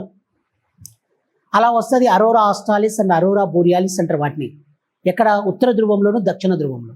వాడు క్వశ్చన్ అడిగేది ఆ మాటని ప్రతి ఏడాదికి ఒకసారి వేసవి కాలంలో, వేసవి ప్రారంభమయ్యే ముందు ఈ యొక్క అరోరా ఆస్ట్రాలిస్ మరియు అరోరా బోరియాలిస్ అనే కాంతి పుంజం ఈ యొక్క ఉత్తర ధ్రువంలోను దక్షిణ ధ్రువంలో మనకు ప్రకాశవంతంగా కనిపిస్తుంది. ఈ యొక్క Arora borealis and Arora australis అనేటి వాతావరణంలోని ఏ పొరలో ఏర్పడతాయి, ఏ పొరలో మనకు అగుపిస్తాయి అని క్వశ్చన్ అడుగుతా. అది చదివేసరికే మన పని అయిపోయాయి. అప్పుడు మరి ఏ లేయర్లో ఉంటాయి సార్? మనం ఏం చదువుకుంటాం? ఓజోన్ లేయర్ ఉంది, అది పైకి పోతుంది, ఇది కిందికి వస్తుందని మనం చదువుకుంటాం. వాడేమో ఇట్టు అడుగుతాడు. మనం ఒక రోడ్డు పోతే వాడు వెనకమాల కట్టప్పలు అన్నమాట. వాళ్ళంతా కట్టప్పలు సార్, కట్టప్పలు సార్. మనం ఎదురుగా ఫేస్ టు ఫేస్ మనం పోతున్నాం, వాడు వెనకొచ్చి పొడుస్తున్నాడు. కాబట్టి మనం ఏం చేయాలి సార్? కాబట్టి ఏ టెక్నాలజీతో మనం వెనక కూడా కెమెరాలు బిగించుకోవాలి. అరే నాయన వెనక కూడా పొడుతున్నారు, కట్టప్పలు ఉన్నారు, ముందు పక్క ఉన్నారు, వెనక ఉన్నారు, సైడ్ కూడా ఉన్నారు. కాబట్టి ఎక్కడికెక్కడ మన టెక్నాలజీ రోబోలాగా తయారు కావాలి మనం. కాబట్టి ఇలా అడిగినా కూడా మనం క్వశ్చన్స్ తయారు చేసేటట్టు మనం కావాలి సార్. కాబట్టి Arora borealis and Arora australis అనేవి మనకి ఎక్కడ కనిపిస్తాయి సార్ అంటే ఈ యొక్క థర్మోస్పియర్లో ప్రకాశవంతమైన వెలుగు అనేది వస్తుంది సార్. మనం పోతుంటే రాకేష్ శర్మ కానీ, కల్పన చావ్లా కానీ, తర్వాత వచ్చేసి మన ఇద్దరు వచ్చారు సునీత విలియమ్స్ కానీ, వీళ్ళందరూ కూడా ఈ యొక్క international space centre, international space ISC అంటారు. ఇక ఇంటర్నేషనల్ స్పేస్ సెంటర్ మీకు అడుగుతాడు రేపు. క్వశ్చన్ అడిగేది ఏంటంటే ఇటీవల కాలంలో అమెరికా సంయుక్త రాష్ట్రాలకు చెందిన వ్యోమగామి ఇక Sunita Williams Indian space centre, international space centre నుంచి మరి ఇక ఫ్లోరిడాలోని ఇక అంతరిక్ష కేంద్రంలోనికి ల్యాండ్ కావడం జరిగింది. మరి ఇక ఇంటర్నేషనల్ స్పేస్ సెంటర్ అనేది వాతావరణంలోని ఏ పొరలో ఏర్పాటు చేశారని క్వశ్చన్ అడుగుతాడు. గోవిందా, క్వశ్చన్ అడిగేది వాడు అదే సార్. ఏం చేయాలి మనం? కాబట్టి అది ఎక్కడ ఏర్పడుతుంది సార్ అంటే అనేది మనకు అవన్నీ తెలుసుకోవాలి. అరోరా ఆస్ట్రాలిస్ ఎక్కడ, అరోరా బోరియాలిస్ ఎక్కడ, వ్యోమగాములు ఎక్కడ తిరుగుతారు, ఎక్కడ సంచరిస్తారు. తర్వాత మనం పంపించే ఆర్టిఫిషియల్ శాటిలైట్స్ ఉంటాయి, ఎడ్యూ శాట్ అని రకరకాల శాటిలైట్స్ ఉన్నాయి కదా. ఇవన్నీ కూడా ఎక్కడ రోమింగ్ చేస్తాయి, ఎక్కడ వాండరింగ్ చేస్తాయి, ఇవన్నీ నువ్వు తెలుసుకోవాలి. ఇవి తెలుసుకోవాలి విషయాలు, ఇవి తెలుసుకోవాలి. వాటితో పాటు ఏంటి సార్ అంటే స్టాటిక్ ఇన్ఫర్మేషన్ కూడా మీకు తెలుసుకోవాలి. త్వరలో కూడా భారతదేశం 2037 నాటికి మన భారతదేశం కూడా ఈ యొక్క స్పేస్ సెంటర్ని ఏర్పాటు చేయడానికి సన్నాహాలు చేస్తుంది. మరి ఆ స్పేస్ సెంటర్ అనేది ఎక్కడ ఏర్పాటు చేస్తారనేది, భూమి యొక్క ఎంత హైట్లో, సముద్ర మట్టానికి ఎంత ఎత్తులో, ఎంత పైన అంతరిక్షంలో ఏర్పాటు చేస్తారు, ఇవన్నీ కూడా మనం తెలుసుకోవాలి. సార్ ఇప్పుడు గ్రూప్ 2 అంటే ఆషామాషి కాదు. గ్రూప్ 2 అంటే ఆషామాషి కాదు. గ్రూప్ 2 కొట్టాలంటే నువ్వు సివిల్స్ కొట్టినట్టే లెక్క. ఎందుకంటే పరిస్థితి అలా అయిపోయింది. అలా అయిపోయింది సార్. ఏం చేస్తాం? ఏం చేస్తున్నారంటే వాళ్ళంతా ఇక్కడ వస్తారు, వలస వస్తారు, మైగ్రేట్ అవుతున్నారు. సివిల్స్ ప్రిపేర్ అయ్యాడు వాడు వస్తాడు ఈ గ్రూప్ 2 రాయను. మామూలుగా మనం డిగ్రీ అయిపోయి, పీజీలు అయిపోయి, మనం కింద మీద పడిన వాళ్ళు మనం వస్తాం. వాళ్ళకి మన కాంపిటీషన్ ఇవ్వలేకపోతున్నాం. మన కాంపిటీషన్ ఇవ్వలేకపోతున్నాం. వాళ్ళు తనకపోతున్నారు. కాబట్టి మన ప్రిపరేషన్ స్ట్రాంగ్గా ఉంటే వాళ్ళు తనపోయేదానికి ఛాన్స్ లేకుండా మనం చేసుకోవచ్చు. నా రిక్వెస్ట్. వాళ్ళకి ఛాన్స్ ఇవ్వకూడదు. వాళ్ళకి ఛాన్స్ ఇవ్వకుండా మనం తనకపోవాలి. కాబట్టి వాళ్ళు తనకపోతున్నారు సార్. వాస్తవానికి ఎలా తయారయ్యారంటే సివిల్స్కి ప్రిపేర్ అవుతారు, స్ట్రాంగ్గా ప్రిపేర్ అవుతారు. ఏం చేస్తారంటే వాళ్ళు ఈ యొక్క గ్రూప్ 2 రాస్తారు. గ్రూప్ 2లో సబ్ రిజిస్టర్ పోస్ట్ కానీ, తర్వాత ఈ యొక్క తహసీల్దార్, డిప్యూటీ తహసీల్దార్ పోస్ట్కి వచ్చారనుకో, ఎప్పుడైనా సరే ఆర్డీఓ అవుతాం చాలు, ఇంకా ఐఏఎస్ రాకపోతే అని మనసు మార్చుకునే వాళ్ళు ఉన్నారు సార్ చాలామంది. అలా చాలామంది అయ్యారు వాస్తవానికి చెప్పాలంటే, ఎంతోమంది ఉన్నారు. కాబట్టి వాళ్ళకు ఛాన్స్ ఇవ్వకూడదు. ఆడ తిని పదార్థం పెట్టారు, వాడు గుంజుకుంటాడు, మనం గుంజుకుంటాం. కాబట్టి మనం వాళ్ళతో పాటు ఈక్వల్గా మనం ప్రిపేర్ అయితే ఆటోమేటిక్గా మనం గుంజుకోవచ్చు వానికి రాకుండా. కాబట్టి మనం ఎక్కడ కోల్పోతున్నాం, మనం దాన్ని అందుకోలేకపోతున్నాం అంటే వాని ప్రిపరేషన్ స్ట్రాంగ్గా ఉంది, మన ప్రిపరేషన్ స్ట్రాంగ్గా లేదు. సార్ ఇలాంటి క్వశ్చన్లు అడిగినప్పుడు వాడు చేయగలుగుతున్నాడు, మనం చేయలేకపోతున్నాం. సార్ వాస్తవానికి నేను ఒకటే మాట నూజివీడుకు చెప్పేది ఏంటంటే లెక్చరర్ కూడా దమ్ముగా చెప్పాలి. అది కరెక్ట్. 100% లెక్చరర్ కూడా దమ్ముగా చెప్తే మీరు అందుకుంటారు. ఈయనే సరిగా చెప్పకపోతే ఏడు అందుకునేది ఆడ అందుకోలే. వాస్తవానికి ఏంటంటే లెక్చరర్ కూడా దమ్ముగా చెప్పాలి.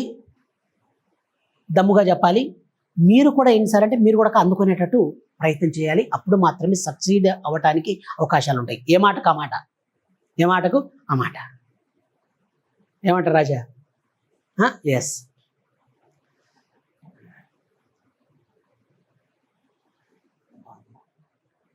ఓకేనా? ఇది ఇలా విషయాలు. ఇంకా ఇలా ఓషన్స్కి సంబంధించి ఓషన్ కరెంట్స్ అంటే ఏంటి అవన్నీ కూడా మీకు నేను చెప్తాను. ఈ మధ్య అందరూ కూడా అశోక్ నగర్లో ఉంటారు. మీరు అందరూ కూడా అశోక్ నగర్ హాస్టల్లోనే, హాస్టల్ అందరు హాస్టలే. ఎవరు ఇంటి నుంచి వచ్చే వాళ్ళు లేరు. అందరూ మాట్లాడుతుంటారు, రే గాడ్జిలాస్ ఎల్నినో అంటారా ఈసారి అని అంటుంటారు. విన్నారా ఎప్పుడన్నా పేరు? గాడ్జిలా ఎల్నినో అని కొంతమంది అంటుంటారు. కొంతమంది ఏమంటారంటే సూపర్ ఎల్నినో అంటానే సార్ ఈసారి. కాబట్టి సూపర్ ఎల్నినో అయితే వర్షం పడదంటానే సార్, కరువు వస్తుందంటనే సార్ అంటారు. అసలు ఏంటి సూపర్ ఎల్నినో అంటే అనేది ఇమ్మీడియట్గా క్వశ్చన్ రావాలి. కాబట్టి అందరు ఎల్నినో అనేది మనం చెప్పుకున్నాం, సూపర్ ఎల్నినో అంటున్నాం. సరే ఈ టర్మ్స్ ఖచ్చితంగా తెలుసుకోవాలి. సూపర్ ఎల్నినో అంటే ఏంటి మరి? సూపర్ ఎల్నినో వేరు, సూపర్ ఎల్నినో వేరు సార్. మరి ఏంటి సూపర్ ఎల్నినో అంటే చాలామంది ఈ మధ్య కాలంలో నన్ను అశోక్నగర్లో చాలామంది అడిగారు, ఈసారి కరువు వస్తుంది అంటనే సార్, మరి జాగ్రఫీకి సంబంధించి కదా, సూపర్ ఎల్నినో అంటే ఏంటి సార్ అని నన్ను అడిగారు. ఏం చెప్పాలి సార్ నేను? మరి సూపర్ ఎల్నినో అంటే అది సూపర్గా వస్తుంది, అందుకని సూపర్ ఎల్నినో అంటారని చెప్పాలనా? ఎస్. రాజా ఏం పేరు మీ పేరు? సంపత్. మీ పేరు? మా విజయలక్ష్మి. మాస్టర్ రాజశేఖర్, శరత్. ఓకే. మరి సూపర్ ఎల్నినో అంటే ఏం చెప్పాలి సార్? సూపర్ ఎల్నినో అంటే ఏంటి సార్ అంటే పసిఫిక్ మహాసముద్రంలో అకస్మాత్తుగా యొక్క ఉష్ణోగ్రతలు పెరగటాన్ని, అంటే అకస్మాత్తుగా అధిక ఉష్ణోగ్రతలు పెరగటాన్ని సూపర్ ఎల్నినో అంటారు సార్. అది దానికి సెంటెన్స్ కరెక్ట్ మీనింగ్. ఎల్నినో అంటే ఏంటి సార్ అంటే ఉష్ణోగ్రతలు పెరగడం. సూపర్ ఎల్నినో అంటే ఏంటంటే అకస్మాత్తుగా సడన్గా the huge temperature recorded on Pacific ocean, that is called as super El Niño. Super El Niño అంటే పసిఫిక్ మహాసముద్రం యొక్క ఉపరితలంపై అకస్మాత్తుగా ఉష్ణోగ్రతలు పెరగటాన్ని, అంటే భారీ ఉష్ణోగ్రతలు పెరగడాన్ని ఏమంటారంటే సూపర్ ఎల్నినో అంటారు.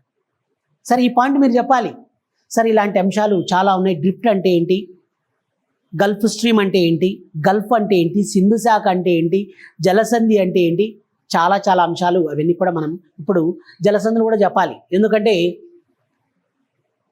సార్ మరి మేము కూడా అప్డేట్ అవ్వాలి.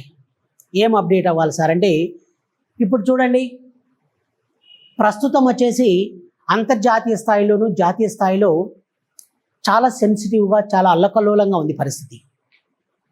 ఇప్పుడు for example Gulf of Hormuz అంటున్నాం, స్టేట్ ఆఫ్ హార్మోజ్ అంటున్నాం, హార్మోజ్ జలసంధి, బాస్ జలసంధి, పనామా జలసంధి, తర్వాత మలక్కా స్ట్రైట్, మలక్కా జలసంధి, ఇలాంటివన్నీ కూడా ఎందుకు సార్ అంటే ప్రతిరోజు మనం పేపర్ చూస్తే ప్రైమ్ మినిస్టర్ నరేంద్ర మోడీ కావచ్చు, పాక్ ప్రైమ్ మినిస్టర్ కావచ్చు, తర్వాత వేరే వేరే అంతర్జాతీయ అంశాలు చూసేటప్పుడు ఎక్కడ చూసినా ఇవే మాటలు కనపడుతున్నాయి.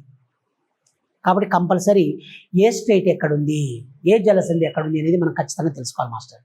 బాద్ జలసంధి ఎక్కడుంది, టొర్రోజ్ జలసంధి, టొర్రోజ్ స్టేట్ ఎక్కడుంది, పాక్ స్టేట్ ఎక్కడుంది, గల్ఫ్ అంటే ఏంటి, స్ట్రీమ్ అంటే ఏంటి, ఓకే, ఇలాంటి అంశాలన్నీ కూడా మనం తెలుసుకోవాలి. ఏంటి సార్ గల్ఫ్ ఆఫ్ హార్మోజ్ అనేది, స్టేట్ ఆఫ్ హార్మోజ్ అనేది ఎందుకు వివాదాస్పదం, మరి మలక్కా స్టేట్ అనేది కూడా ఇటీవల తరచుగా వార్తలు నిలుస్తుంది, ఏంటి సార్ ఎందుకు అనేది, ఇలాంటివన్నీ కూడా మీకు క్లియర్గా చెప్పాలి. సార్ మలక్కా స్టేట్ అనేది ఎక్కడ ఉంటుంది అంటే ఫర్ ఎగ్జాంపుల్ ఇక సింగపూర్కి మలేషియాకి మధ్యలో ఉంటుంది. 80% పైబడి ఇంటర్నేషనల్ ట్రేడ్ జరుగుతుంది అక్కడ. అంతర్జాతీయ వ్యాపారం 80% పైబడి ఇంటర్నేషనల్ ట్రేడ్ అనేది అక్కడ మలక్కా స్టేట్ కూడా జరుగుతుంది. ఇది మలేషియాకి సింగపూర్కి మధ్య ఉంటుంది. అలాంటి స్టేట్ని మన దగ్గర కూడా ఉంది. ఆ యొక్క ఎక్కడ అంటే సార్ గ్రేట్ నికోబార్ దగ్గర తయారు చేయాలనేది, గ్రేట్ నికోబార్ దగ్గర చేయాలని, గలాథియా బే అంటారు. ఏంటి సార్ అది, గలాథియా బే. ఇప్పుడు చూడండి క్వశ్చన్, సార్ ఇలా కార్నర్లో తీసి క్వశ్చన్ అడిగితే ఎలా చేస్తాను చెప్పండి. ఇప్పుడు ఏమంటాడంటే ఇటీవల కాలంలో తరచుగా వినిపిస్తున్న అంశం గలాథియా బే, ఇటీవల కాలంలో తరచుగా వినిపిస్తున్న అంశం గలాథియా బే, ఇది భారతదేశంలో ఎక్కడ ఉంది అని క్వశ్చన్ అడుగుతాడు. ఏం చెప్పాలి సార్ మనం, చెమటలు పట్టడం కాదు, ఎప్పుడు మనం కాంపిటేటివ్ ఎగ్జామ్స్ రాయకుండా చేస్తారు వాళ్ళు. గలాథియా బే అనేది ఎక్కడ ఉంటుంది సార్ అంటే గలాథియా బే నికోబార్ ఐలాండ్స్లో, మరి గ్రేట్ నికోబార్కి దగ్గరగా ఉంటుంది. ఇక్కడ ఒక పెద్ద టౌన్షిప్ని ఏర్పాటు చేస్తున్నారు. అంటే 1,00,000 మంది ఉండటానికి టౌన్షిప్ని ఏర్పాటు చేస్తున్నారు. ఒక పెద్ద ఇంటర్నేషనల్ టెర్మినల్ ఎయిర్పోర్ట్ని ఏర్పాటు చేస్తున్నారు. తర్వాత ఒక పెద్ద మేజర్ పోర్ట్ని ఏర్పాటు చేస్తున్నారు, కార్గో మేజర్ పోర్ట్ని ఏర్పాటు చేస్తున్నారు. ఇది కూడా ఏం చేస్తున్నారు సార్ అంటే ఒక ఇంటర్నేషనల్ ట్రేడ్కు హబ్గా తయారు చేయడానికి ప్రయత్నాలు జరుగుతున్నాయి. ఎన్ని వేల కోట్లతో అంటే 70,000 కోట్లు, అంటే 72,000 crores, 72,000 కోట్లతో ఒక పెద్ద టౌన్షిప్ను, తర్వాత ఇంటర్నేషనల్ ఎయిర్పోర్ట్ని, సోలార్ ఎనర్జీ ప్లాంట్ని, ఇవన్నీ కూడా ఏర్పాటు చేస్తున్నారు. ఆ గలాథియా బే అనేది ఎక్కడ ఉంది సార్ అంటే ఇక నికోబార్ దీవుల్లో, ఇక గ్రేట్ నికోబార్ సమీపంలో ఉంటుందన్న విషయాన్ని మీకు గుర్తుపెట్టుకోవాలి. ఒక్క పాయింటే తీసిస్తాడు, గలాథియా బే అనేది ఎక్కడ ఉంది అని క్వశ్చన్ అడుగుతాడు, అంతే మనకు అడిగేది. ఆ ఒక్క చిన్న సెంటెన్స్లోనే మన పని అయిపోతుంది. గలాథియా బే అంటే ఆ పేరే విన్నామా సార్ మనం, వినలే ఆ పాయింట్. కాబట్టి ఇలాంటివి చాలా అంశాలు ఉన్నాయి. ఇది వరల్డ్ జాగ్రఫీకి సంబంధించి అంతా ఈరోజే నేను చెప్పలేను. ఎస్, ఇప్పుడు ఇంకొకటి ఏంటి సార్ అంటే ఇండియన్ జాగ్రఫీకి సంబంధించిన అంశాలు. ఇక ఇండియన్ జాగ్రఫీకి సంబంధించిన అంశాలు చూడండి. వన్ ఈజ్ ఇండియన్ జాగ్రఫీ అంటున్నాం, భారతదేశ భౌగోళిక స్వరూపం అంటున్నాం. ఈ ఇండియన్ జాగ్రఫీని కూడా మరి ఎలా సార్ అంటే మన కన్వీనియంట్ కోసం, మాస్టర్ అర్థమవుతుందా, మన కన్వీనియంట్ కోసం, మన సౌలభ్యం కోసం జాగ్రఫీని ఏం చేయాలి సార్ అంటే 3 భాగాలుగా డివైడ్ చేసుకోవాలి సార్. జాగ్రఫీని ఏం చేయాలి, 3 భాగాలుగా డివైడ్ చేయాలి. ఒకటి ఏంటి సార్ అంటే భారతదేశ భౌగోళిక స్వరూపం, ఫిజికల్ జాగ్రఫీగా చేయాలి. భారతదేశ భౌగోళిక స్వరూపం అంటే ఫిజికల్ జాగ్రఫీగా ఒకటి, ఫిజికల్ జాగ్రఫీ అంటే భారతదేశ భౌగోళిక స్వరూపం అనేది ఒకటి చేయాలి. ఓకే, రెండవది నెంబర్ 2, సెకండ్ వన్ చూడండి. ఒకటి భారతదేశ భౌగోళిక స్వరూపం అని ఒక పార్ట్, భారతదేశ భౌగోళిక స్వరూపం అని ఒక పార్ట్. రెండవది వచ్చేసి ఆర్థిక భూగోళ శాస్త్రం, ఎకనామికల్ జాగ్రఫీ అని, ఆర్థిక భూగోళ శాస్త్రం అని, ఎకనామికల్ జాగ్రఫీ అని. మనం ఇలా చేసుకుంటేనే సబ్జెక్టు మనకు కరెక్ట్గా సెట్ అవుతుంది, లేకపోతే ప్రాబ్లం అవుతుంది. ప్రాబ్లం అవుతుంది అనమాట. ఓకేనా? ఆర్థిక భూగోళ శాస్త్రం, ఎకనామికల్ జోగ్రఫీ అంటుంది. మూడవది వచ్చేసి ఏంటి సార్ అంటే థర్డ్ పార్ట్ చూడండి. మూడవది వచ్చేసి ఏంటంటే హ్యూమన్ జాగ్రఫీ, మానవీయ భూగోళ శాస్త్రం అని ఇలా 3 పార్ట్స్. మానవీయ భూగోళ శాస్త్రం అని ఇలా మనం డివైడ్ చేసుకోవాలి. మానవీయ భూగోళ శాస్త్రం, హ్యూమన్ జాగ్రఫీ అని, మానవీయ భూగోళ శాస్త్రం అని ఇలా పార్ట్స్గా డివైడ్ చేయాలి. మానవీయ భూగోళ శాస్త్రం ఇలా 3 పార్ట్స్గా డివైడ్ చేసుకోవాలి. ఇలా 3 పార్ట్స్గా డివైడ్ చేసుకొని ఇలా 3 పార్ట్స్గా భారతదేశ భౌగోళిక స్వరూపం, ఆర్థిక భూగోళ శాస్త్రం, మానవీయ భూగోళ శాస్త్రం అని ఇలా 3 పార్ట్స్గా డివైడ్ చేసుకోవాలి. మనం ఇలా 3 పార్ట్స్గా డివైడ్ చేసుకోవాలి. ఓకేనా? కాబట్టి ఒకటి భారతదేశ భౌగోళిక స్వరూపానికి సంబంధించి ఇక్కడ మీకు ఏమేమి అంశాలు వస్తాయో చూడండి. ఒకటి ఇక్కడ మీకు ఏంటంటే ఉనికి, పరిమాణము మరియు భౌగోళిక స్వరూపం అనే అంశం చెప్పాలి. ఉనికి, పరిమాణం, అభౌగోళిక స్వరూపం అనే అంశం. ఉనికి, పరిమాణం, భూగోళిక స్వరూపం, ఇది ఒకటి దీనికి సంబంధించిన అంశాలు. భౌగోళిక స్వరూపం అన్నప్పుడు స్ట్రక్చర్, హిమాలయాలు ఏంటి, ఎందుకు ఈ హిమాలయాలను ఎందుకు చెప్పాలంటే మనం చెప్పుకునేదే కాకుండా అడిషనల్గా ఎలా అడుగుతున్నాడు సార్ అంటే ఇప్పుడు మీకు అందరికీ కూడా మానస సరోవర్ తెలుసు. కైలాస్ మానస సరోవర్ అనేది ఐడియా ఉంది కదా. కైలాస మానస సరోవరం అంటుంటాం, టిబెట్. ఐడియా ఉందా మాస్టర్? ఇప్పుడు క్వశ్చన్స్ ఏమని అడుగుతున్నాడు అంటే ఇట్లా అడుగుతున్నాడు సార్. అసలు చెప్పే విధానానికి వాళ్ళు అడిగే విధానానికి సింక్ అయితే లేదనేది నేను ఎందుకు అంటున్నానంటే వాడు ఎలా క్వశ్చన్స్ అడుగుతున్నాడంటే టిబెట్లోని మౌంట్ కైలాసకు సమీపంలోని మానస సరోవర్ హిందువులకు అతి పవిత్రమైన ప్రదేశం. ఇక హిందువులకు అతి పవిత్రమైన ప్రదేశంగా పరిగణించే ఇక మానస సరోవరకు భారతదేశం నుండి వెళ్ళాలి అంటే భారతదేశం నుండి వెళ్ళే యాత్రికులు, పిలిగ్రిమ్స్ ఈ పాస్ గుండా, ఈ కనుమ గుండా రీచ్ కావచ్చు అని క్వశ్చన్ అడుగుతున్నాడు. చూడండి సార్ ఏంటి అది అసలు అర్థమవుతుందా మాస్టర్? కాబట్టి మానస సరోవర్ అనేది హిందువులకు అతి పవిత్రమైంది. ఈ మానస సరోవరకు పోవాలి అంటే, కైలాస్ మానస సరోవరకు వెళ్ళాలి అంటే ముఖ్యంగా భారతదేశం నుంచి యాత్రికులు చాలామంది పోతుంటారు. మానస సరోవర్ పోయే వాళ్ళు ఎక్కువ మంది పోతుంటారు. కేదార్నాథ్ కానీ, బద్రీనాథ్ కానీ ఇలా పోతారు కదా. అలానే ఇక మానస సరోవర్ కూడా పోతారు. మరి భారతదేశానికి సంబంధించిన pilgrims A pass or Kanuma ద్వారా, ఏ హిమాలయాలను కనుమ ద్వారా ఇక టిబెట్లోని మానస సరోవరాన్ని చేరుకోవడం జరుగుతుంది అని క్వశ్చన్ అడుగుతాడు. మరి ఏంటి సార్ మనం అనుకున్నది ఒకటి అయింది ఒకటి అనేది అందుకని ఇలా అంటున్నా. అలా అడిగినప్పుడు మనకు మరి చెమటలు పట్టవా? చలికాలం అయినా కూడా బ్రహ్మాండమైన చెమటలు పడతాయి. డిసెంబర్లో కూడా కారిపోతుంది సార్. మరి అలా అడిగినప్పుడు మీకు నేను జనరల్గా అలాంటివి చెప్పేటప్పుడు ఏంటంటే మీరు సినాప్సిస్లో పక్కకు రాసుకోవాలని ఎందుకంటున్నానంటే భారతదేశానికి నేపాల్కు మధ్య వివాదాస్పదమైన ప్రదేశాలు అని మీకు నేను చెప్తాను. భారతదేశానికి నేపాల్కు మధ్య వివాదాస్పదమైన ప్రదేశాలు అని క్వశ్చన్ అడిగి అని చెప్పేసి హెడ్డింగ్ రాసుకుంటారు. కింద నేనేం చెప్తానంటే కాలపాని, లిపులేక్, లింపియాదురా అని చెప్తాను. సార్ అర్థమవుతుందా సార్? భారత్కు నేపాల్కు మధ్య వివాదాస్పదమైన ప్రదేశాలు నేను చెప్పే విధానం ఎలా ఉంటుందంటే ఈ లొకేషన్ అండ్ సైజ్ చెప్పేటప్పుడు భారతదేశానికి నేపాల్కు మధ్య వివాదాస్పదమైన ప్రాంతాలు ఏమైనా ఉన్నాయా అన్నప్పుడు మీరు హెడ్డింగ్ రాసుకుంటారు. భారత్ నేపాల్ మధ్య వివాదాస్పదమైన ప్రదేశాలను రాసుకొని కింద ఒకటి ఫస్ట్ వన్ రాసుకోండి అంటాను. అన్నప్పుడు ఒకటి ఫస్ట్ వన్ కాలపాని అంట రాసుకుంటాను. రెండవది లిపులేక్ అని చెప్తాను. మూడవది లింపియాదురా అని చెప్తాను. ఇది చెప్పిన తర్వాత ఇవి భారత్ నేపాల్ మధ్య వివాదాస్పదమైన ప్రదేశాలు అని చెప్తాను. అప్పుడు చెప్పేటప్పుడు నేను ఒక మాట ఫ్లోలో నాకేమొస్తుందంటే ఫ్లోలో వచ్చినప్పుడు ఇట్లాంటి పాయింట్ మీరు పక్కకు రాసుకోవాలి. ఈ లిపులేక్ కనుమ ద్వారానే మనం ఏం చేస్తాం సార్ అంటే టిబెట్లోని మానస సరోవర్ని చేరుకుంటాము అని నేను ఒక మాట అంట. మీరు అదేం చేసుకుంటారంటే ఇది అవసరం లేదు పాయింట్ అని పక్కకేస్తారు. వాడు అడిగేది క్వశ్చన్ అన్నీ పడ్డే అన్నీ బొక్కబడే బుల్లెట్ దిగుతుంది సార్. అక్కడ దన్నను పడుతుంది. మనం ఏం చెప్పుకుంటున్నాం సార్ అక్కడ కాలపాని, లిపియేక్ అండ్ లింపియాదురా అంటున్నాం. అన్నప్పుడు మీకు నేనేమంటా ఇవన్నీ కూడా భారత్ నేపాల్ మధ్య వివాదాస్పదమైన ప్రదేశాలు. కాలపాని ఎందుకు లిపులేక్ ఎందుకు వివాదాస్పదం సార్ అంటే ఇటు నేపాల్కి ఉత్తరాఖండ్ మహేంద్ర జిల్లాకి వచ్చేసి సరిహద్దుల్లో ఉంది. ఆ పాయింట్ దగ్గర కొంత కాంట్రవర్షియల్ అవుతుంది, నీకు వస్తుందా నాకు వస్తుందా అని. అక్కడ కాంట్రవర్షియల్, అది పక్క పెట్టు. తర్వాత లింపియాదూరా కూడా అంతే. మరి కానీ లిపులేక్ మాత్రం ఏంటి సార్ అంటే ఈ యొక్క లిపులేక్ ద్వారా మనం మానస సరోవర్ పోయేటప్పుడు అక్కడక్కడ చిన్న చిన్న వాగులు ఫ్లో అవుతుంటే ఆ వాగులకు అడ్డంగా మన రక్షణ శాఖ వాళ్ళు ఏం చేశారంటే ఈ యొక్క వంతెనలు కట్టారు సార్. ఇళ్ళలో దిగి ఆడబోతారు, పోలేరు కదా, వంతెనలు కట్టారు. అది వాళ్ళు అబ్జెక్షన్ చేస్తున్నారు నేపాల్ వాళ్ళు. నీ ప్లేసా ఇది, నీ ప్లేసా ఇది, నువ్వు వంతెనలు కడతాను అంటే నాదేరా నాయన, ఇది నా ప్లేస్, ఏది నేనెందుకు కట్టను అని భారత్ అంటుంది, వాళ్ళేమో వద్దంటున్నారు. ఈ లిపులేక్ పాస్ ద్వారానే టిబెట్లోని మానస సరోవర్ చేరుకుంటాం సార్.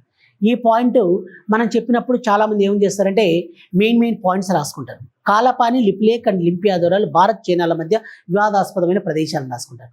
కానీ అసలైన పాయింట్ ఆడ రాసుకోరు. ఈ యొక్క లిపులేక్ కనుమ ద్వారా టిబెట్లోని మానస సరోవర్ చేరుకుంటారు అనేది రాసుకోరు. మామూలుగా జనరల్గా అది నోటు మాట వచ్చినా మీరు రాసుకోరు, మేము స్పెషల్గా కేర్ తీసుకొని దాన్ని రాయించాం. వాడు అడిగేది ఏం చేస్తాడంటే ఆనే కొడతాడు, బుల్లెట్తో కొట్టి పడేస్తాడు. కొడితే అందరికీ చెమటలు కారుతాయి సార్. అలానే క్వశ్చన్లు అడుగుతున్నాను, ఓకేనా? ఈ పాయింట్ మీరు గుర్తుపెట్టుకోవాలి. ఇంకా ఏంటి సార్ అంటే ఇక్కడనే మీకు ఇంకా విషయాలు ఏంటి, ఏమేమి చెప్పాలి సార్ అంటే వాడు అడిగే క్రిటికల్ పాయింట్స్ అందరు చదివేదే కాకుండా మీకు క్రిటికల్గా అడిగే అంశాలు ఎలాంటివి సార్ అంటే జీరో పాయింట్ అంటే ఏంటి అని క్వశ్చన్ అడుగుతాడు సార్. చూడండి కొత్త అంశాలు ఇలాంటివి. జీరో పాయింట్ అంటే ఏంటి అని క్వశ్చన్ అడుగుతాడు. జీరో పాయింట్ అనేది ఎక్కడుంది, అసలు ఏంటి జీరో పాయింట్ అంటే అర్థం ఏంటి అని క్వశ్చన్ అడిగితే మనం ఏం చెప్పాలి సార్ సమాధానం? ఇలాంటివి క్వశ్చన్లు అడుగుతాడు. ఇది అరుణాచల్ ప్రదేశ్లో ఉంటుంది సార్ జీరో పాయింట్ అనేది. దానికి సంబంధించిన ఇన్ఫర్మేషన్ అంతా మీకు నేను చెప్తాను. అలాంటి అంశాలు జీరో పాయింట్ ఇలాంటివి అడుగుతాడు, ఓకేనా? తర్వాత ఇటీవల కాలంలో ఇప్పుడు క్వశ్చన్ ఏమంటాడంటే మీరందరూ బేసికల్గా నూజివీడైనా సరే, ఈయనైనా సరే, ఏమో ప్రకాశమామైనా సరే, మీరైనా మహబూబ్నగర్ ఎవరైనా సరే సార్ అప్పుడు భారతదేశం యొక్క తీరరేఖ వచ్చేసి 7,516.6 కిలోమీటర్లు ఉంది సార్. 9 రాష్ట్రాలు తీరరేఖ ఉన్నాయి. రోజు చదివి ఇట రోట్లేసి దంచినట్టే అలా చదువుకున్నాం. కానీ ఇక్కడ క్వశ్చన్ మీకు ఏమడుగుతాడు సార్ అంటే 1972లో తయారు చేసిన ఈ యొక్క కోస్టల్ లెంత్ 2024 ఆర్ 2025 వరకు అదే కోస్టల్ లెంత్ మెయింటైన్ చేశారు.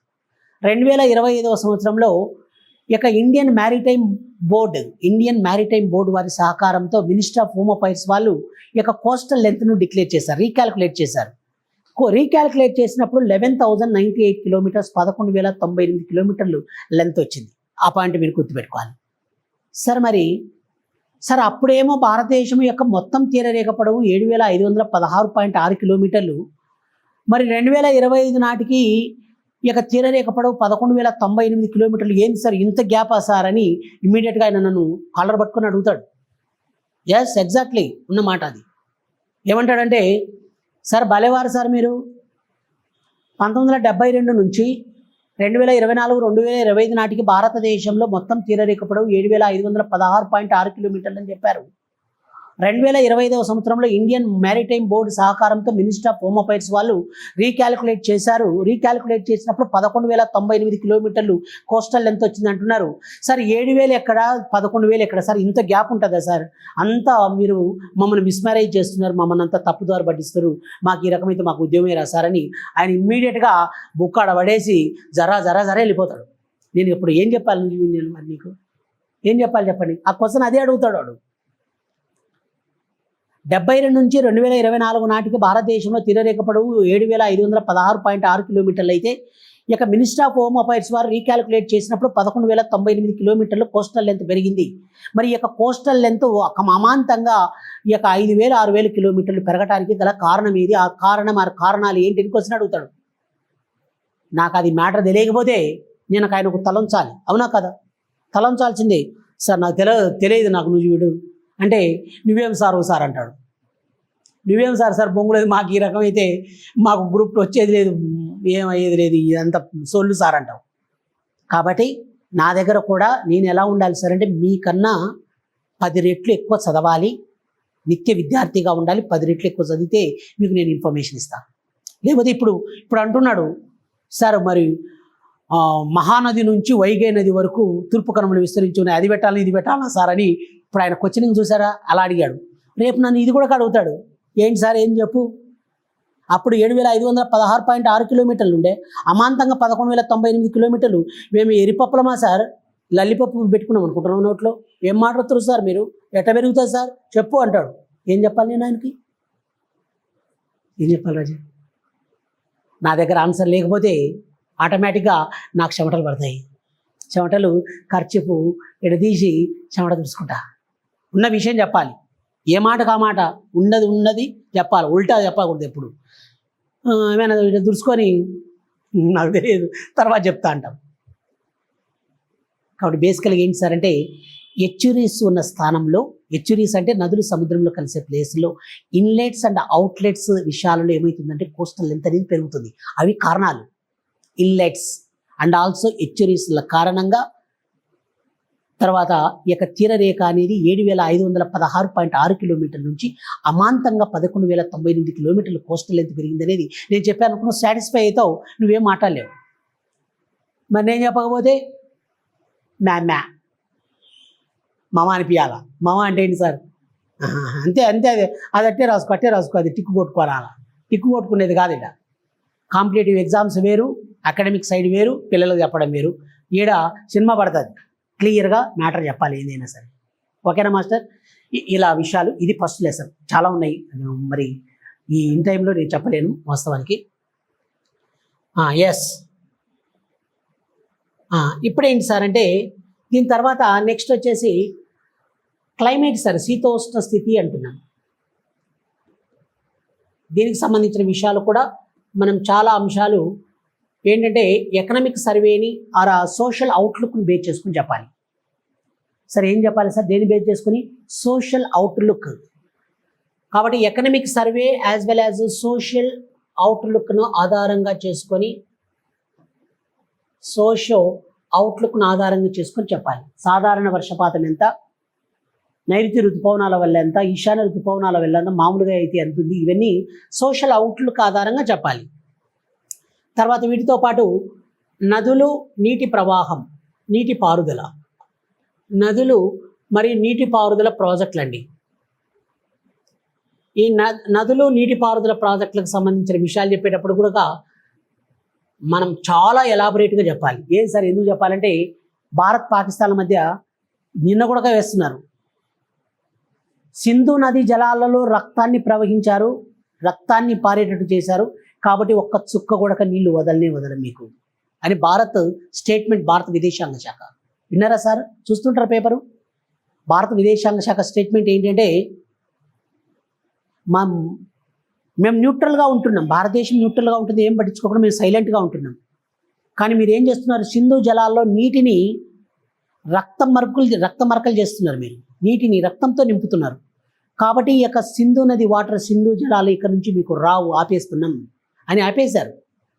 కాబట్టి దానికి సంబంధించిన విషయాలు మనం చెప్పుకోవాలి సార్. అలాంటి విషయాలు చెప్పుకోవాలి. దానిపై ఏమేమి ప్రాజెక్టులు ఉన్నాయి, ఎందుకు అలా చేశారు, సింధు నది జలాల ఒప్పందం అంటే ఏంటి, ఇవన్నీ కూడా మనం చాలా చెప్పాలి. షాపూర్ కండి అనేది ఈ మధ్య రీసెంట్గా స్టార్ట్ చేశారు. అక్కడ పహల్గామ్లో జరిగింది కదా ఇన్సిడెంట్. పహల్గామ్ ఇన్సిడెంట్ జరిగిన తర్వాత, ఇమ్మీడియట్గా ఏం చేశారంటే, ఒక పెద్ద ప్రాజెక్ట్ను పంజాబ్ రాష్ట్రంలో రావి నదిపై కట్టారు. అవన్నీ చెప్పాలి మీకు, ఓకేనా? అవన్నీ చాలా చెప్తాను మాస్టర్. తర్వాత ఇంకా మీకు ఏంటంటే నదులు, నీటి పారుదల, తర్వాత వచ్చేసి మనకి ఇంకా ఏంటి సార్ అంటే సహజ ఉద్భిజ సంపద అంటున్నాం. అంటే అడవులు సార్, సహజ ఉద్భిజ సంపద అంటే అడవులకు సంబంధించిన ఇన్ఫర్మేషన్, వన్యమృగ సంరక్షణ కేంద్రాలు, జాతీయ పార్కులు, వైల్డ్ లైఫ్ శాంక్చురీస్ మొత్తం అని చెప్పుకుంటూ పోవాలి. ఓకే, వీటితో పాటు మృత్తికలు,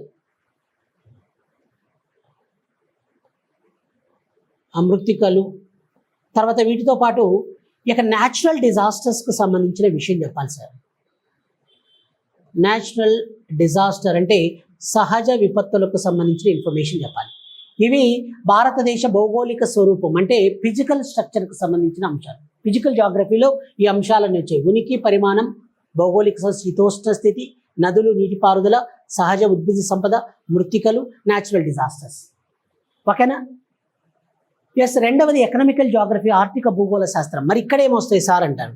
ఇక్కడ చూడండి, ఈ అంశంలో మీకు ఏమొస్తాయంటే వ్యవసాయం అనుబంధ రంగాలు అనే అంశం. వ్యవసాయం అనుబంధ రంగాలు అంటున్నాం. అగ్రికల్చర్ అండ్ అలైడ్ యాక్టివిటీస్ అంటారు. వ్యవసాయం అనుబంధ రంగాలు. ఎక్కడికెక్కడ ఈక్వేషన్స్ మారిపోయాయి. ఒకప్పుడు వరి అనగానే వెస్ట్ బెంగాల్ అని చెప్పాను, మారినాయి. అవన్నీ మొత్తం అంతా టోటల్ చేంజ్ అయిపోయాయి అవన్నీ. కాబట్టి కొత్త ఇన్ఫర్మేషన్ చెప్పాలి. వ్యవసాయం అనుబంధ రంగాలు. వ్యవసాయం అనుబంధ రంగాలతో పాటు ఇంకా ఏం చెప్పాలి సార్ అంటే వ్యవసాయం అనుబంధ రంగాలు, తర్వాత సహజ వనరులు అంటే ఖనిజాలు, ఇంధన వనరులు అంటాం కదా మనం. సహజ వనరులు అంటే ఖనిజాలు, ఇంధన వనరులు అని అర్థం. సహజ వనరులు, న్యాచురల్ రిసోర్సెస్ అంటారు వీటిని. సహజ వనరులు అంటే న్యాచురల్ రిసోర్సెస్, ఖనిజాలు, ఇంధన వనరులు. తర్వాత పరిశ్రమలు, ఇండస్ట్రీస్. పరిశ్రమలతో పాటు ఇంకా ఏంటంటే ఇండస్ట్రియల్ కారిడార్స్, పారిశ్రామిక కారిడార్లు, పారిశ్రామిక కారిడార్స్.